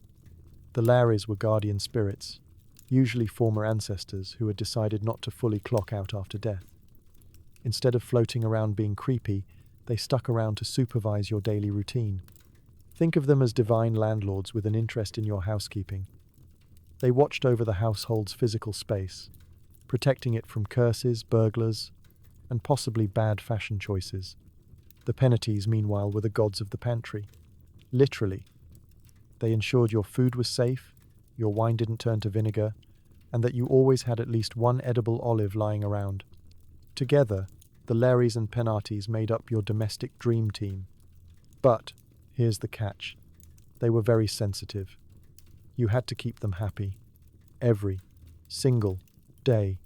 This meant daily rituals, tiny offerings, bits of bread, drops of wine, maybe a few crumbs from your underwhelming barley cake. At the household altar, usually a little niche near the kitchen, you'd whisper a blessing, light some incense, and hope the gods didn't notice that you'd dropped your broom behind the couch 3 weeks ago and still hadn't retrieved it. Skip the ritual, miss a day, give them the wrong kind of bread, get ready. Suddenly your stew goes sour, your sandals break, your uncle gets gout, and your best spoon, the one that doesn't taste like metal, mysteriously vanishes. Coincidence? No such thing. That was divine pettiness. Some Romans even claimed they heard whispering when they forgot their offerings. Others reported flickering shadows near the hearth. One dramatic account involved a loaf of bread spontaneously bursting into flames during dinner. The solution? Apologize profusely, double the offerings, and maybe sacrifice a small, inoffensive cake. And it wasn't just what you offered, it was how. Offerings had to be given with the right hand, not the cursed left, placed gently and never thrown. One tossed crumb could undo an entire month of goodwill. Imagine accidentally offending the gods of your cupboard by flinging a bread crust like a frisbee. That's how plagues start. The Lares were also involved in major life events. A birth, a marriage, a relative finally moving out of your atrium. All needed to be reported to the household gods. You'd light more incense, mutter something ceremonial, and try not to trip on the family goat. They expected to be kept in the loop. Ghost ancestors love gossip. When leaving for a journey, you were expected to inform your Lares and Penates like divine Airbnb hosts. If you forgot to tell them where you were going, expect lost luggage, confusing detours, and at least one nightmare involving bees. Upon return, another offering was required, a sort of thank you for not smiting me while I was in Ostia. Children were raised with the household gods in mind. They were taught to greet the Lares daily, like tiny spiritual roommates. If they misbehaved or refused to eat their lentils, some parents would threaten, the Lares saw that. Which, to be fair, is a pretty convincing reason to finish your vegetables. And of course there were household disasters. A cracked roof, a smoking oven, a sudden mouse uprising. All blamed at least partially on neglected Penates. The gods weren't cruel, just easily offended. You'd be amazed how many ancient repair bills included a line item for extra incense and 2 apology pastries. Even moving house required divine protocol. You couldn't just pack up and go. You had to invite your Lares and Penates to come with you. Special rituals were performed to relocate the gods. If you forgot them, oh, they'd notice. And they'd get even. One poor man claimed his Penates stayed behind and turned his new house into a drafty nightmare with mildew that smelled like goat breath. So yes, your home was sacred, but also high maintenance. And if things kept going wrong, if your wine turned sour, your cheese went green, and your cat started staring at corners for no reason, you knew what happened. You angered the household gods again. Better get the good bread this time. Trip on a stone? Unlucky. Step on a crack? Bad sign. Drop a pebble into a well and it echoes 3 times? You're doomed. Romans could turn a sidewalk into a full spiritual crisis. Because in ancient Rome, every step you took was a gamble, not metaphorically, literally. The ground beneath your feet was basically a cosmic trap, waiting for you to make one wrong move so the gods could turn your Tuesday into a cautionary tale. Dirt, dust, pebbles, cracks, and the occasional angry goose feather, all potentially packed with omens. It was less of a stroll through the city and more of a real-life spiritual obstacle course. Let's start with the classic, tripping on a stone. In the modern world, you might just blame clumsiness or bad sandals. In Rome, that was the universe yelling at you. Tripping with your left foot meant the gods were annoyed. Tripping with your right foot meant you were being warned usually about someone betraying you, or that you forgot to feed your household gods again. Either way, you'd immediately turn around, go home, light incense, and reconsider every decision you've made since Saturnalia. Then there were the cracks in the pavement. Romans didn't have perfectly paved roads. They had stone slabs, mostly kind of aligned, and definitely full of gaps. Stepping on a crack, especially during a festival, or on a nefasti day, which was half the calendar by the way, was practically an invitation for doom. You'd stub your toe, drop your groceries, and then hear a crow caw 3 times, which was the ancient Roman equivalent of getting a cursed email attachment, and don't even look at a well without being emotionally prepared. Wells were mystical, deep, dark, and echoey. They were believed to connect directly to the underworld, or at least the slightly haunted basement of the spirit world. If you dropped a pebble into a well, and it echoed once, all good. Twice? Mild concern. 3 times? Start writing your will. Something in the depths had noticed you, and it probably wasn't thrilled. There's even a record of a Roman merchant who accidentally dropped a coin into a sacred spring. It echoed oddly, and he spent the next week throwing garlic, wine, and whispered apologies into the water while avoiding eye contact with ducks. True story. Well, true enough for ancient Rome. Pebbles weren't just debris, they were omens in miniature. A pebble rolling towards you could symbolize an incoming conflict. One rolling away meant you'd dodged a cosmic bullet. If two pebbles hit each other near your foot, a sign of tension between gods. Or maybe you were just standing on unstable ground. Either way, definitely a time to panic and consult your nearest augur. And then there was stone placement. The Romans believed that some areas of land, especially near crossroads, were spiritually charged. Dropping a pebble there was like lighting a match in a temple full of wine vapor. You just didn't do it. But if you had to, you turned around 3 times, whispered a prayer, and dropped the stone with your right hand, while avoiding direct eye contact with any suspicious birds. Crossroads, in particular, were feared. These were seen as places where the boundaries between worlds grew thin, where ghosts loitered, demons prowled, and bored minor deities hung around waiting for someone to drop a pebble without proper ceremony. If that happened, strange things followed. Dogs howling at midday, milk curdling, your cousin showing up uninvited with relationship advice. And because Rome loved a good ritual, there were cleansing ceremonies specifically for people who tripped over rocks, especially if they were on their way to do something important, like deliver a message or bribe a senator. You'd take a bath, burn an offering, preferably something smelly, and mumble something about stones of fate, while hoping your lairs weren't watching and judging too hard. Children, by the way, were raised to fear the ground. Parents told them bedtime stories about cursed cobblestones and ill-placed pebbles that caused plagues. Stepping on a sacred tile barefoot? That's how you got worms. Dropping a stone in front of a temple? Say goodbye to your next 3 birthdays. And if all else failed, if the omens kept coming, the pebbles kept echoing, and you kept tripping on seemingly flat surfaces, you had one option left. Blame someone else. Preferably your neighbor, or that one guy who never trims his laurel bush properly. Because in Rome, if bad luck hit you, someone must have brought it with them, probably by putting their left sandal on first. So next time you walk outside and see a pebble in your Romans, believe the stars could predict everything from personal fortune to empire-wide collapse. A comet in the wrong month could send senators into existential crisis.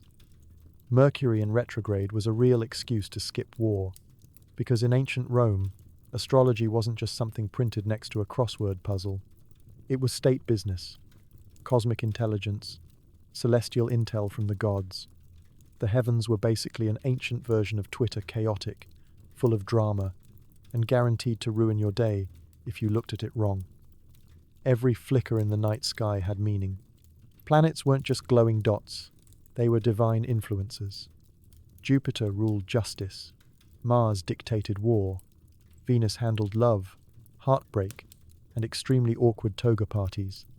And if the stars weren't lined up just so, Romans didn't shrug and say, "Oh well." They panicked, especially the ones in charge. Let's start with comets. A comet was never just a pretty streak of light. It was an ominous sky snake of doom. The appearance of a comet often meant death, of a leader, of a city, of your plans to take a relaxing bath this week. If one appeared near a major festival or military campaign, everything stopped. Decisions were postponed, battles delayed, goats sacrificed in bulk. There's even a famous example. A comet blazed through the sky shortly after Julius Caesar's assassination in 44 BCE. People called it the Julian Star, believing it was Caesar's soul ascending to the heavens. Which sounds poetic, until you realize it also launched a propaganda campaign and helped Caesar's heir Augustus solidify power. Because why not weaponize a space rock? And then there was Mercury in retrograde. Although they didn't use that exact phrase, the concept was real. When Mercury appeared to move backwards in the sky, due to some very confusing but technically correct astronomy, it was believed that communication, travel, and commerce would fall apart. In other words, the cosmic equivalent of a traffic jam dropped scroll deliveries, and arguing with your accountant. Planning a war during Mercury retrograde? Absolutely not. That's how empires crumble, and generals mysteriously forget their pants. One poorly timed celestial movement, and suddenly your army was marching in the wrong direction and everyone thought the emperor was cursed. Which brings us to emperors and horoscopes. Roman emperors were obsessed with astrology. Some hired personal astrologers, basically ancient hype men with star charts. They'd sit down with these specialists and ask things like, should I invade Gaul this week? Or wait until Saturn isn't glaring at me? These decisions weren't taken lightly. A poorly read horoscope could mean cancelled, conquests, restructured rituals, or a sudden and extremely ritualistic chicken offering. But astrology wasn't just for rulers. The average Roman citizen loved it too. Birth charts were common. Parents would consult astrologers to learn what kind of adult their baby might become. Will he be a senator, a soldier, or someone who invents a new kind of fish sauce? All valid questions. All supposedly visible in the stars. Lovers consulted astrology before marriage. Farmers watched the stars to decide when to plant. Merchants planned shipments based on planetary alignments. If Venus was feeling cranky, maybe hold off on exporting wine this month, unless you wanted it to spoil, spill, or get stolen by pirates who were themselves probably experiencing a Saturn crisis. Even dreams were linked to the stars. Dreamed of fire? Mars is mad. Dreamed of a snake dancing in a toga? You should probably light a candle and stay inside for a week. The night sky wasn't a mystery. It was a message board. And everyone was reading it differently, loudly, and often while wearing very little. Astrologers held real power. If an astrologer predicted doom for an emperor, they could be executed not for being wrong, but for planting the idea, which is why many astrologers were extremely diplomatic. The stars suggest a time of change, possibly involving poison, betrayal, or a surprise sword to the ribs. Vague, but technically accurate. And if too many weird things happened at once, earthquakes, eclipses, someone spilling wine on a sacred scroll, Romans would look up at the sky and say, "Ah yes, that explains it. Venus is squared with Neptune. Naturally, we're doomed." Even daily calendars noted astrological forecasts. You'd wake up, check the almanac, and decide whether it was a good day to visit your cousin or stay home eating lentils and whispering at your lairs. Because in Rome, astrology wasn't just a belief system, it was policy. And if your horoscope said, "Bad things incoming," you didn't argue. You blamed the stars, postponed your errands, and maybe made an offering to Jupiter just in case. Better safe than smited. Sneezing wasn't just bodily nonsense, it was a sign. If a pregnant woman sneezed during a thunderstorm, it might mean the child would be born with curly hair and a vendetta. Don't question it. Ancient logic. Because in ancient Rome, pregnancy was already stressful enough without needing to worry that a simple sneeze could determine your child's destiny. But Romans didn't play around when it came to omens, especially when it involved unborn citizens. Every hiccup, itch, sneeze, or digestive gurgle was potentially a message from the gods, and those gods were notoriously cryptic. A sneeze wasn't a simple reflex, it was a divine announcement. Jupiter himself was believed to send sneezes as signs, so if a pregnant woman happened to sneeze in public, during a festival, or in front of a statue of Mars, it could cause widespread panic, hushed murmurs, and possibly a spontaneous sacrifice of fruit. Let's say you're 8 months pregnant, waddling to the market for olives, and Acu. Congratulations, you've just cursed your entire block. If the sneeze occurred during an eclipse, that's a prophecy. If it echoed in a temple, that's a warning. If someone nearby dropped a jug of wine right after, well, your baby's going to grow up to be a poet, or a murderer, or a poetic murderer. The signs weren't exactly specific. Romans had entire folk manuals about this stuff. They claimed, for example, that a sneeze from a pregnant woman during a lightning storm meant the child would have fiery passions. If it happened while passing a funeral procession, the child would grow up too familiar with death. And if it happened in a bathhouse, better hope the steam spirits weren't paying attention, because now your baby's stuck with moist destiny. Whatever that means. Naturally, midwives became part obstetrician, part priestess, part astrology consultant. They kept track of everything. What day the sneeze happened, what time, what direction the wind was blowing, whether a dog barked afterward, whether your husband sneezed at the same time. That meant twins, or enemies, or twin enemies. It was like prenatal care but with more incense and a suspicious amount of chicken bones. Now, if the pregnant woman sneezed and someone said, "May you live," that was good luck.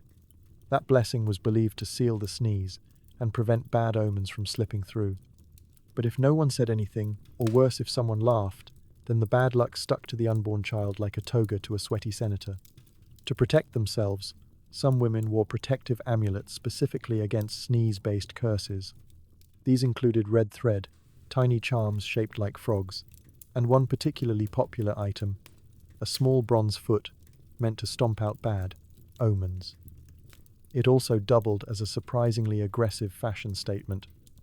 Of course, if the sneeze couldn't be prevented, and let's be honest, it usually couldn't, families had backup plans. They'd consult a local soothsayer who'd perform a reading. This might involve casting beans, flipping pages in Virgil's poetry, or observing the pattern of pigeon droppings on a windowsill. If the result was bad, time for a cleansing ritual. One popular sneeze reversal spell involved circling the mother 3 times while holding a fig branch and reciting a prayer to Carmenta, the goddess of childbirth and prophecy. The ritual had to be done at dawn, before the first rooster crowed, or the bad omen might stick forever. If the rooster crowed mid-ritual, you had to start over and hope no one judged you for waving branches in your nightgown. And if a sneeze occurred on certain unlucky days like the Calends, Nones, or any day ending in a weird political assassination, you were encouraged to stay indoors, eat garlic, and absolutely avoid mirrors. Because if you sneezed while looking into a reflective surface, your baby might inherit a fractured soul, or worse, curly hair and opinions. Even after the child was born, people would remember the sneeze. They'd blame tantrums, weird hobbies, or an unusual fondness for figs on the thunder sneeze incident 9 months ago. One historical account mentions a boy who refused to learn Latin, and the family blamed it on his mother sneezing during a lunar eclipse. They called him Little Sneezer. He grew up to become a gladiator. Coincidence? Probably. But Romans didn't deal in coincidence. They dealt in cause and effect, mostly involving sneezes, goats, and planetary retrogrades. So next time you're about to sneeze in public and someone looks at you like you've just set the world on fire, remember, it could be worse. You could be in ancient Rome, pregnant, and sneezing your way into an empire-wide panic. If lightning struck near your drying tunic, you had to burn it immediately. Otherwise, you'd absorb the storm's rage. Romans feared their clothes could be haunted. So yes, even laundry was dramatic. And really, why wouldn't it be? In ancient Rome, everything was dramatic. Rain wasn't just weather, it was divine mood. Thunder wasn't just noise, it was the gods arguing. And lightning? That was Jupiter himself chucking a bolt of divine judgment straight at your backyard linen situation. So when it came to doing the laundry, Romans were extremely cautious. A tunic left out to dry during a thunderstorm was basically a spiritual sponge. If lightning struck nearby, not even a direct hit, just close enough to feel that spooky static, that tunic was officially cursed. In fact, if any article of clothing was exposed to what they called a sacred strike, it had to be destroyed. By fire. Immediately. No second chances. No rewashing. No maybe. The smell will come out. Burn it. Purify it. Then scatter the ashes while muttering something vaguely apologetic to the sky. Because according to Roman belief, that bolt of lightning didn't just zap the ground. It transferred divine energy, and not the good kind. Jupiter's wrath, Mars's frustration, Saturn's seasonal depression, all potentially soaked into your linen like a very aggressive stain. Wear it again? You were inviting celestial chaos directly onto your skin. There's an account of a woman in Ostia whose shawl was exposed to a lightning strike. She wore it anyway, and 3 days later, she slipped in the bathhouse, insulted a priest by accident, and got bitten by a goat. The local augur blamed the shawl. The goat, presumably, was acting under divine influence. So how did Romans protect themselves from angry laundry incidents? First, they were extremely particular about laundry placement. Clothes were never dried near sacred trees, altars, or crossroads, places believed to attract spiritual energy and also bored deities looking for targets. If a storm was approaching, laundry was rushed inside like it was under siege. Wet socks were carried like sacred relics.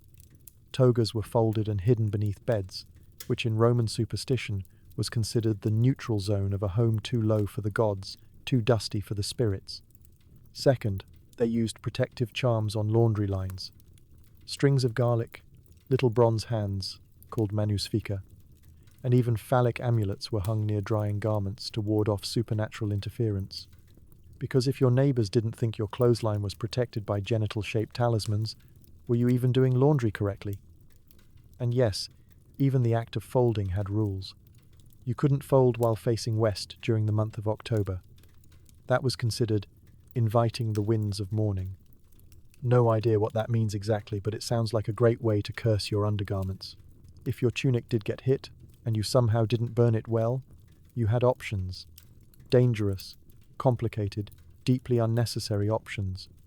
You could take it to a haruspex, a priest who reads animal livers, who would consult an organ and decide whether your shirt was salvageable. You could also try washing it in salt water mixed with wine, while chanting a poem by Virgil backwards. Spoiler: none of this worked reliably, but it gave people something to do while pretending they weren't terrified of their own wardrobe, and don't even think about donating cursed clothing. One particularly shady merchant was caught trying to sell lightning-struck tunics to unsuspecting tourists. Within a week, his cart caught fire, his donkey ran off with a flute player, and he was fined 100 denarii, which in Roman terms is basically the universe screaming, "I told you so." This is also why public laundries, philonikai, were careful about where they hung garments. These places were already a bubbling stew of urine, sweat, and ancient bleach, which was just more urine, honestly. Add lightning curses into the mix, and suddenly you've got a toga that smells bad and ruins your crops. Some wealthier Romans even had designated laundry priests. Not an official title, but close enough, who would bless the drying area with herbs and smoke before clothes went out. If a priest couldn't be found, a particularly optimistic cousin would do, provided they had a clean tunic and hadn't recently angered the gods with impure thoughts or incorrect sandals. And of course, the ultimate irony: the Romans invented dry cleaning in a way.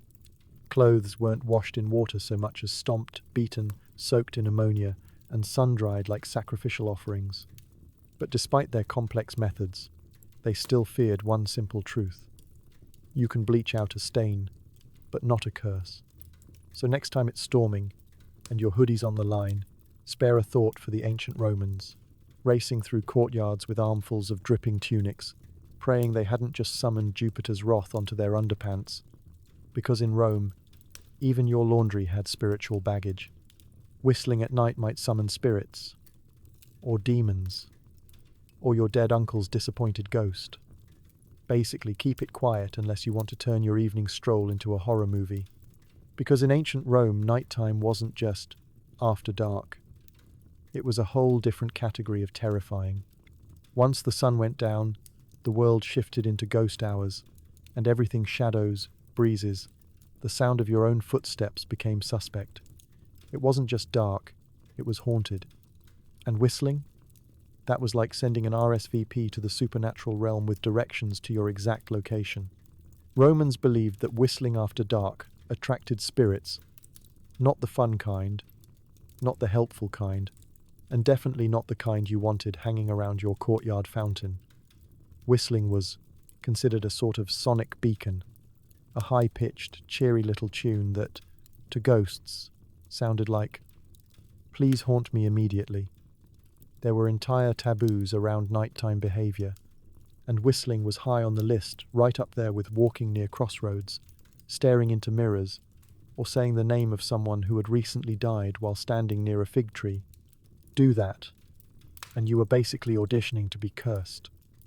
Some Romans believed that if you whistled past midnight, You risked summoning the lemures, restless, angry spirits of the unburied dead. These were not Casper-level friendly.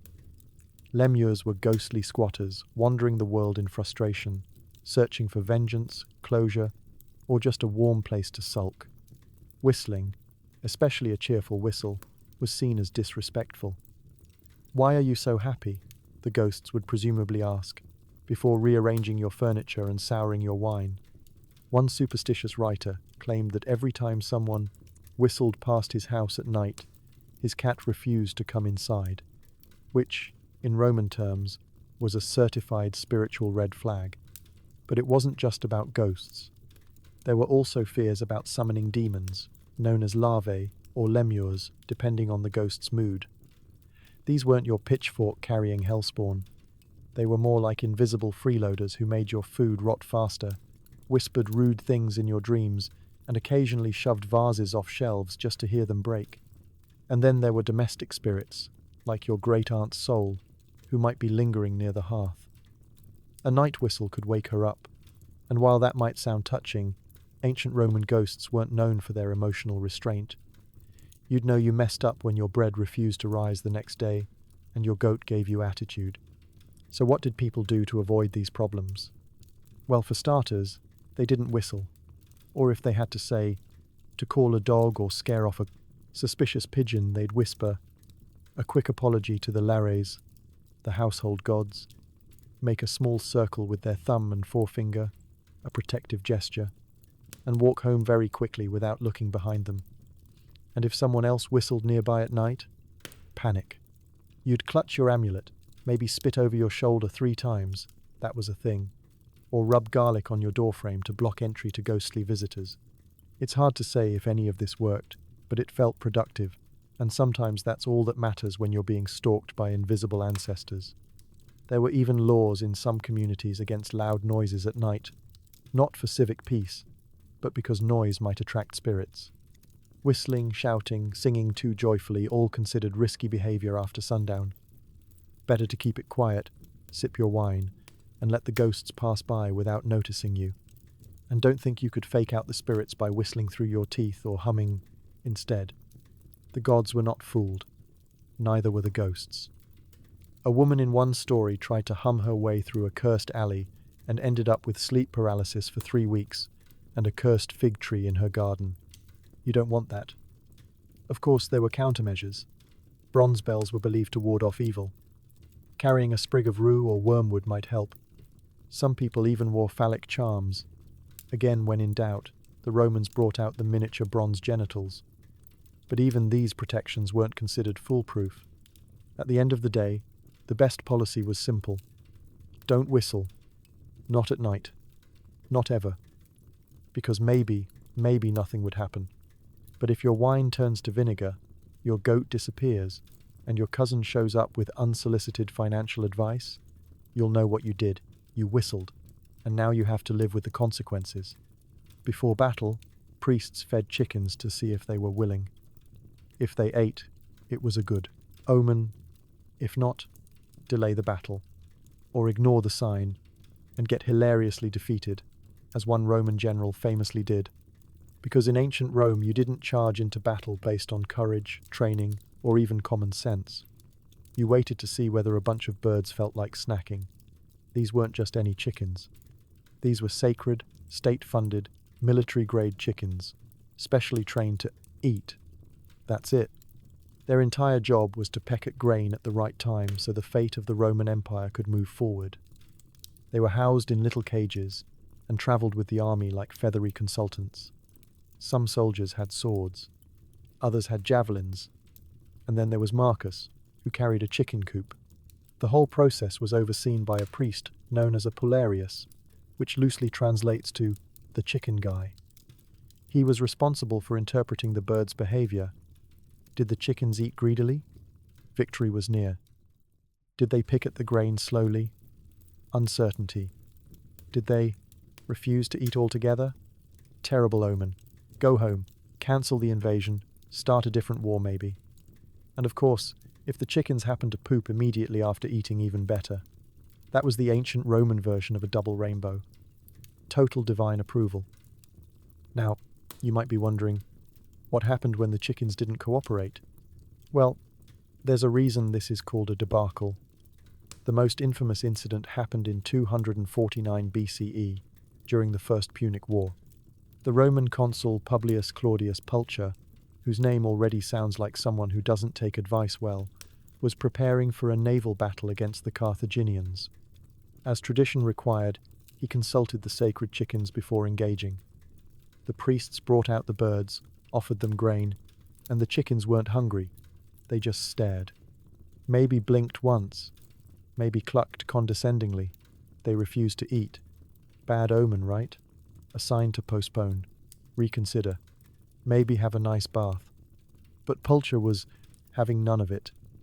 In what can only be described as an ancient Roman tantrum, he shouted, "If they won't eat, let them drink." And then in full view of the gods, his army, and presumably some horrified chickens, he threw the sacred birds overboard. That's right, he drowned the omens. Then he launched the attack anyway. And lost. Spectacularly. The Carthaginians wrecked his fleet. Thousands of Roman sailors were lost. It was one of the most embarrassing defeats of the war.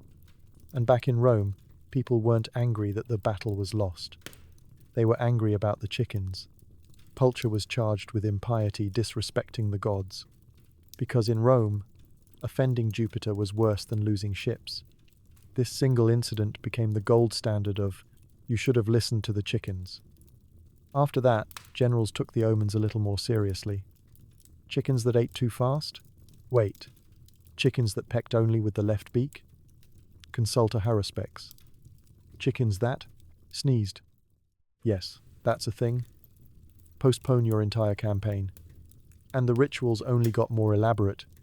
Special grain mixtures were developed considered more appetizing to prophecy. Chickens were massaged, gently, before being presented, to encourage spiritual openness. And some rumors suggest that soldiers would whisper motivational speeches to the chickens to coax them into pecking, because the fate of Rome might come down to whether your rooster was having a bad day. But chickens weren't just for war. In domestic life, augury, the reading of signs from birds, extended to everyday decisions. Should you get married this month? Ask the chickens. Should you buy that slightly haunted villa in Pompeii? Ask the chickens. Should you attend your cousin's birthday bacchanalia, even though he's weird and his wine always tastes like feet? Chickens. And don't confuse this with modern superstition. This wasn't a fringe belief. This was official state policy. Rome had augurs on payroll. Entire temples dedicated to avian observation. There were laws regulating when and how birds could be consulted.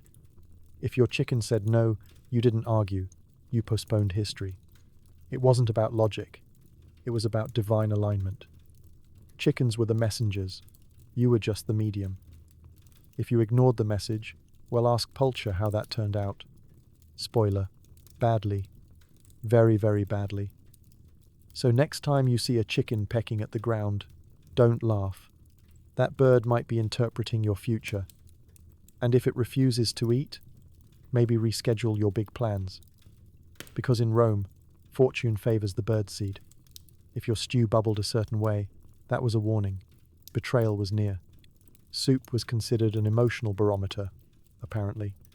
Romans, inventing mood food before it was trendy.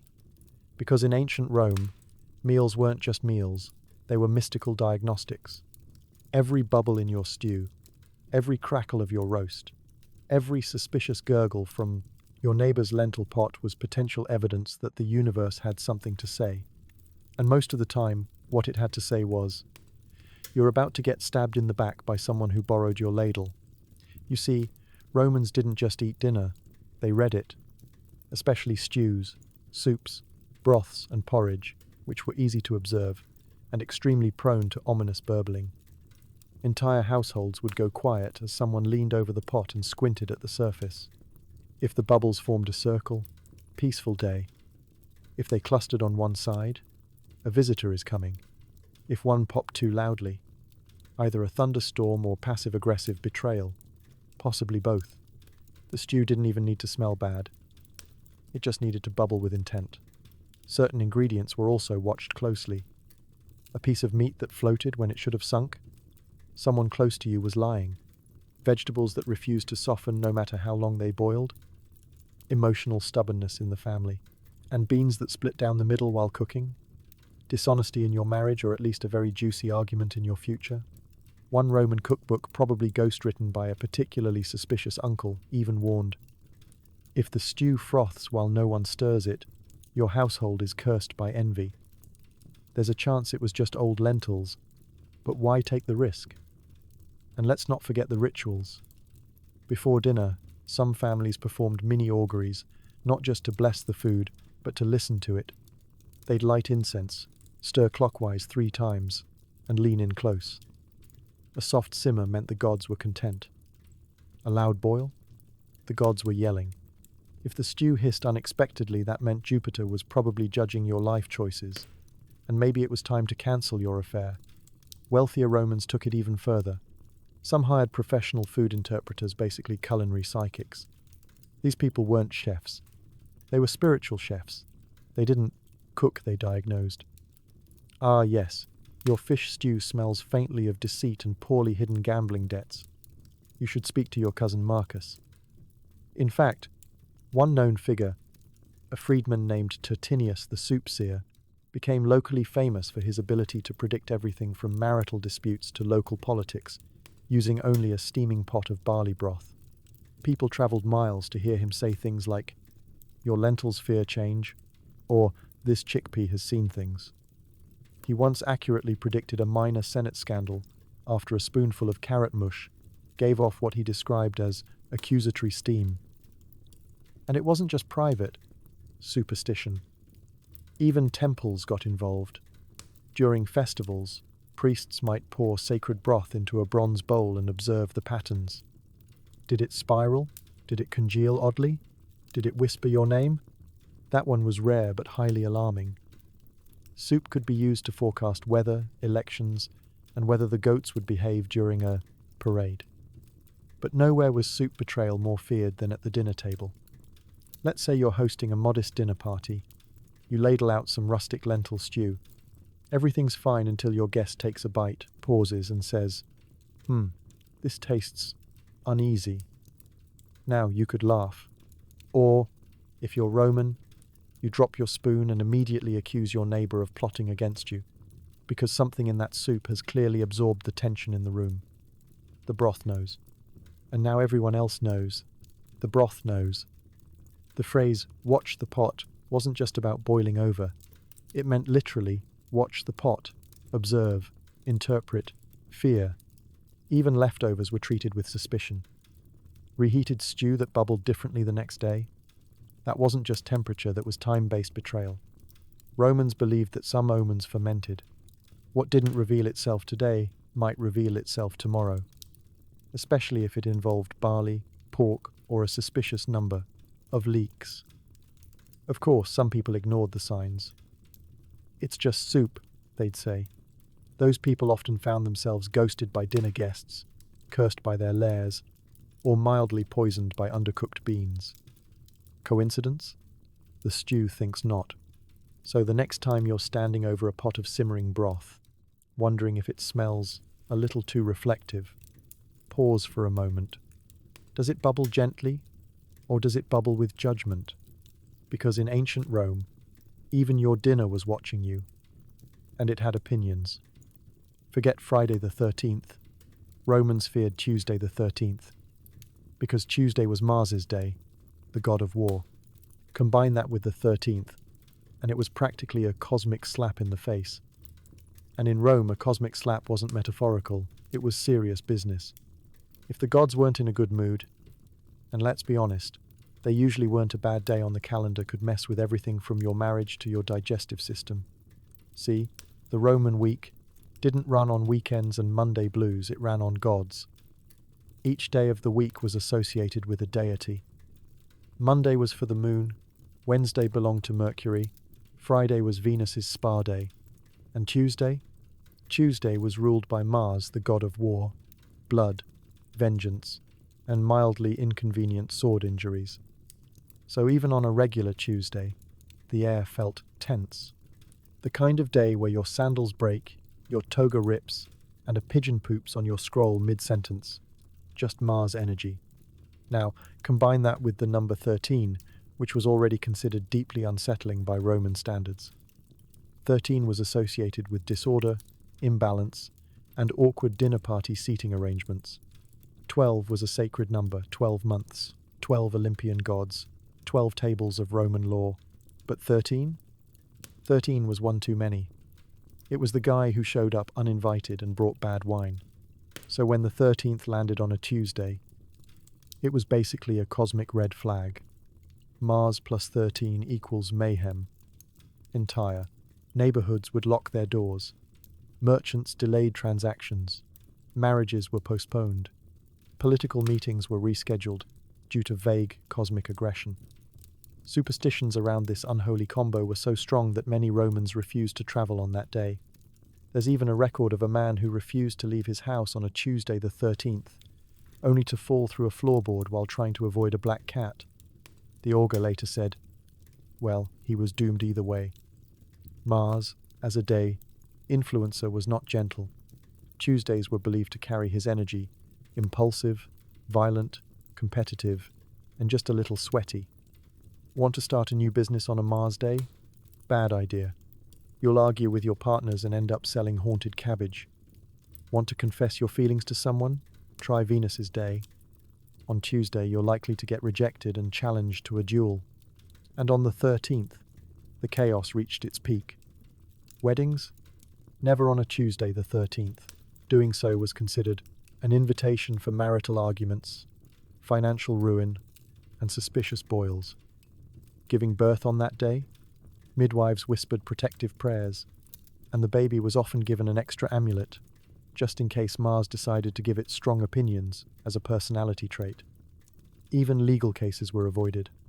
If your court date fell on a Tuesday the 13th, your lawyer might suddenly come down with a case of divine scheduling conflict. Trials were postponed, documents mysteriously lost, and nobody wanted to swear an oath while Mars was listening. Because Mars didn't care about justice. He cared about drama. So what did people do on Tuesdays the 13th? First, they avoided sharp objects. Not just swords, but knives, needles, even aggressively pointy breadsticks. Anything that might provoke Mars or trigger an accidental ritual stabbing. Barbers saw fewer clients.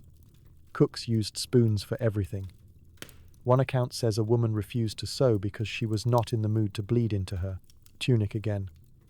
Second, people warded off Mars's energy, using charms, garlic under the bed, laurel wreaths above the door, tiny statues of Venus placed in the kitchen, because nothing says, please calm down, like a love goddess in your pantry.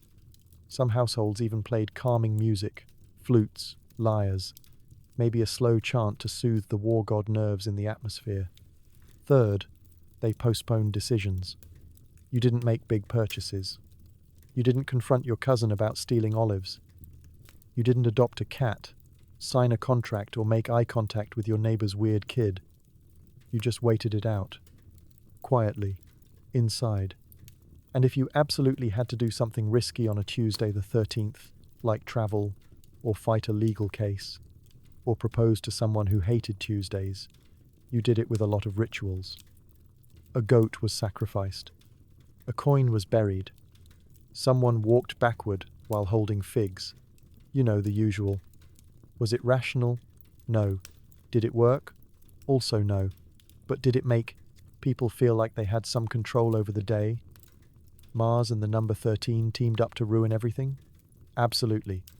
So next time you feel a little off on a Tuesday when your emails glitch, your coffee tastes like betrayal, and someone cuts you off in traffic wearing sandals and a Mars tattoo, maybe it's not you. Maybe it's just cosmic tradition. Because, in ancient Rome, Tuesdays the 13th weren't unlucky. They were a warning. If your left ear rang, someone was speaking badly of you. If it was the right, they were praising you. So naturally, people spent entire afternoons staring into the distance, trying to decide whether they were doomed or adored. Because in ancient Rome, ears weren't just for listening. They were tiny, fleshy barometers for gossip. And if your left one buzzed, tickled, or hummed unexpectedly, Someone, somewhere, was dragging your name through the toga-draped mud. This belief wasn't limited to peasants whispering in wine shops. Even senators, men entrusted with running the empire, would pause mid-speech if their ear started tingling, eyes narrowing like, "Who's talking smack about me right now? Is it Marcus again?" It's always Marcus. The logic, if you could call it that, was simple. Left equals bad, right equals good. The left ear was associated with the sinister side, literally, since sinistra in Latin means left, and also unlucky or ominous. The right side, that was the virtuous, the blessed, the your mother-in-law actually likes you side. So if your right ear buzzed unexpectedly, congratulations. Someone was praising your toga folds or your wine-pouring technique. You could proceed with your day smugly. But if it was the left, oh no. Time to spiral into a paranoid monologue and reevaluate every recent conversation you've had, including that passive-aggressive nod your neighbor gave you 3 days ago. Romans took it so seriously that there were folk remedies and counter-curses to deal with ear ringing.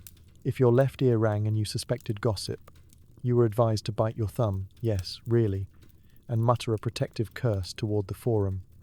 If done correctly, the gossip would either stop immediately or the person speaking would bite their own tongue, ideally in the middle of their story. And this wasn't considered petty. This was ancient emotional self-defense. Your ears were the empire's version of a mood ring but more judgmental, and with the added bonus of possibly predicting betrayal. Certain elite households even had designated ear interpreters. A cousin, a servant, a bored uncle, someone who would be summoned when an ear tingled. Was it high or low? Sharp or dull? Did it come with a headache? Was it before or after breakfast? These people would compile the symptoms like ancient WebMD and then declare, "Your aunt is probably criticizing your cooking again." Diagnosis complete. If both ears rang at once, that was extremely rare and deeply suspicious. Some believed it meant the gods themselves were discussing you, which might sound flattering until you remember the gods often discussed mortals the way toddlers discuss ants, with curiosity and an alarming desire to interfere. So naturally, people started to monitor their ears obsessively. You couldn't enjoy a peaceful lunch without someone suddenly gasping mid-bite, clutching their left ear like, "It's happening again. Julia must be talking about my tunic." And then they'd spend the next hour sulking, chewing aggressively, or composing an angry letter to someone who may or may not be involved. And if your ears burned, that was the deluxe version. Burning ears were taken as a full confirmation that someone wasn't just talking, they were yelling, loudly, probably about your haircut.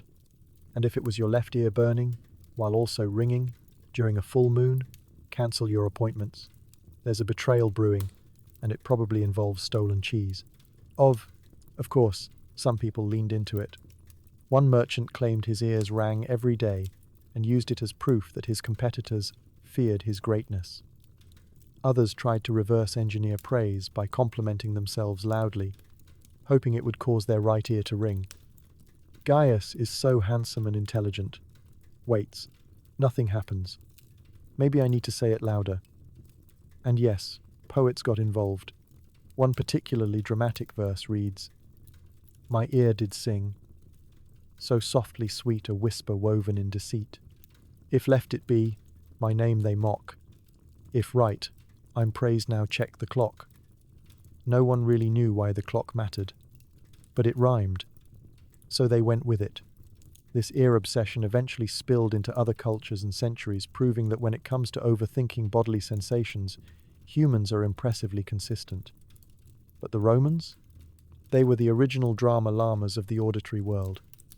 So next time your ear itches or hums a little, maybe pause. Don't blame allergies. Don't reach for Q-tips.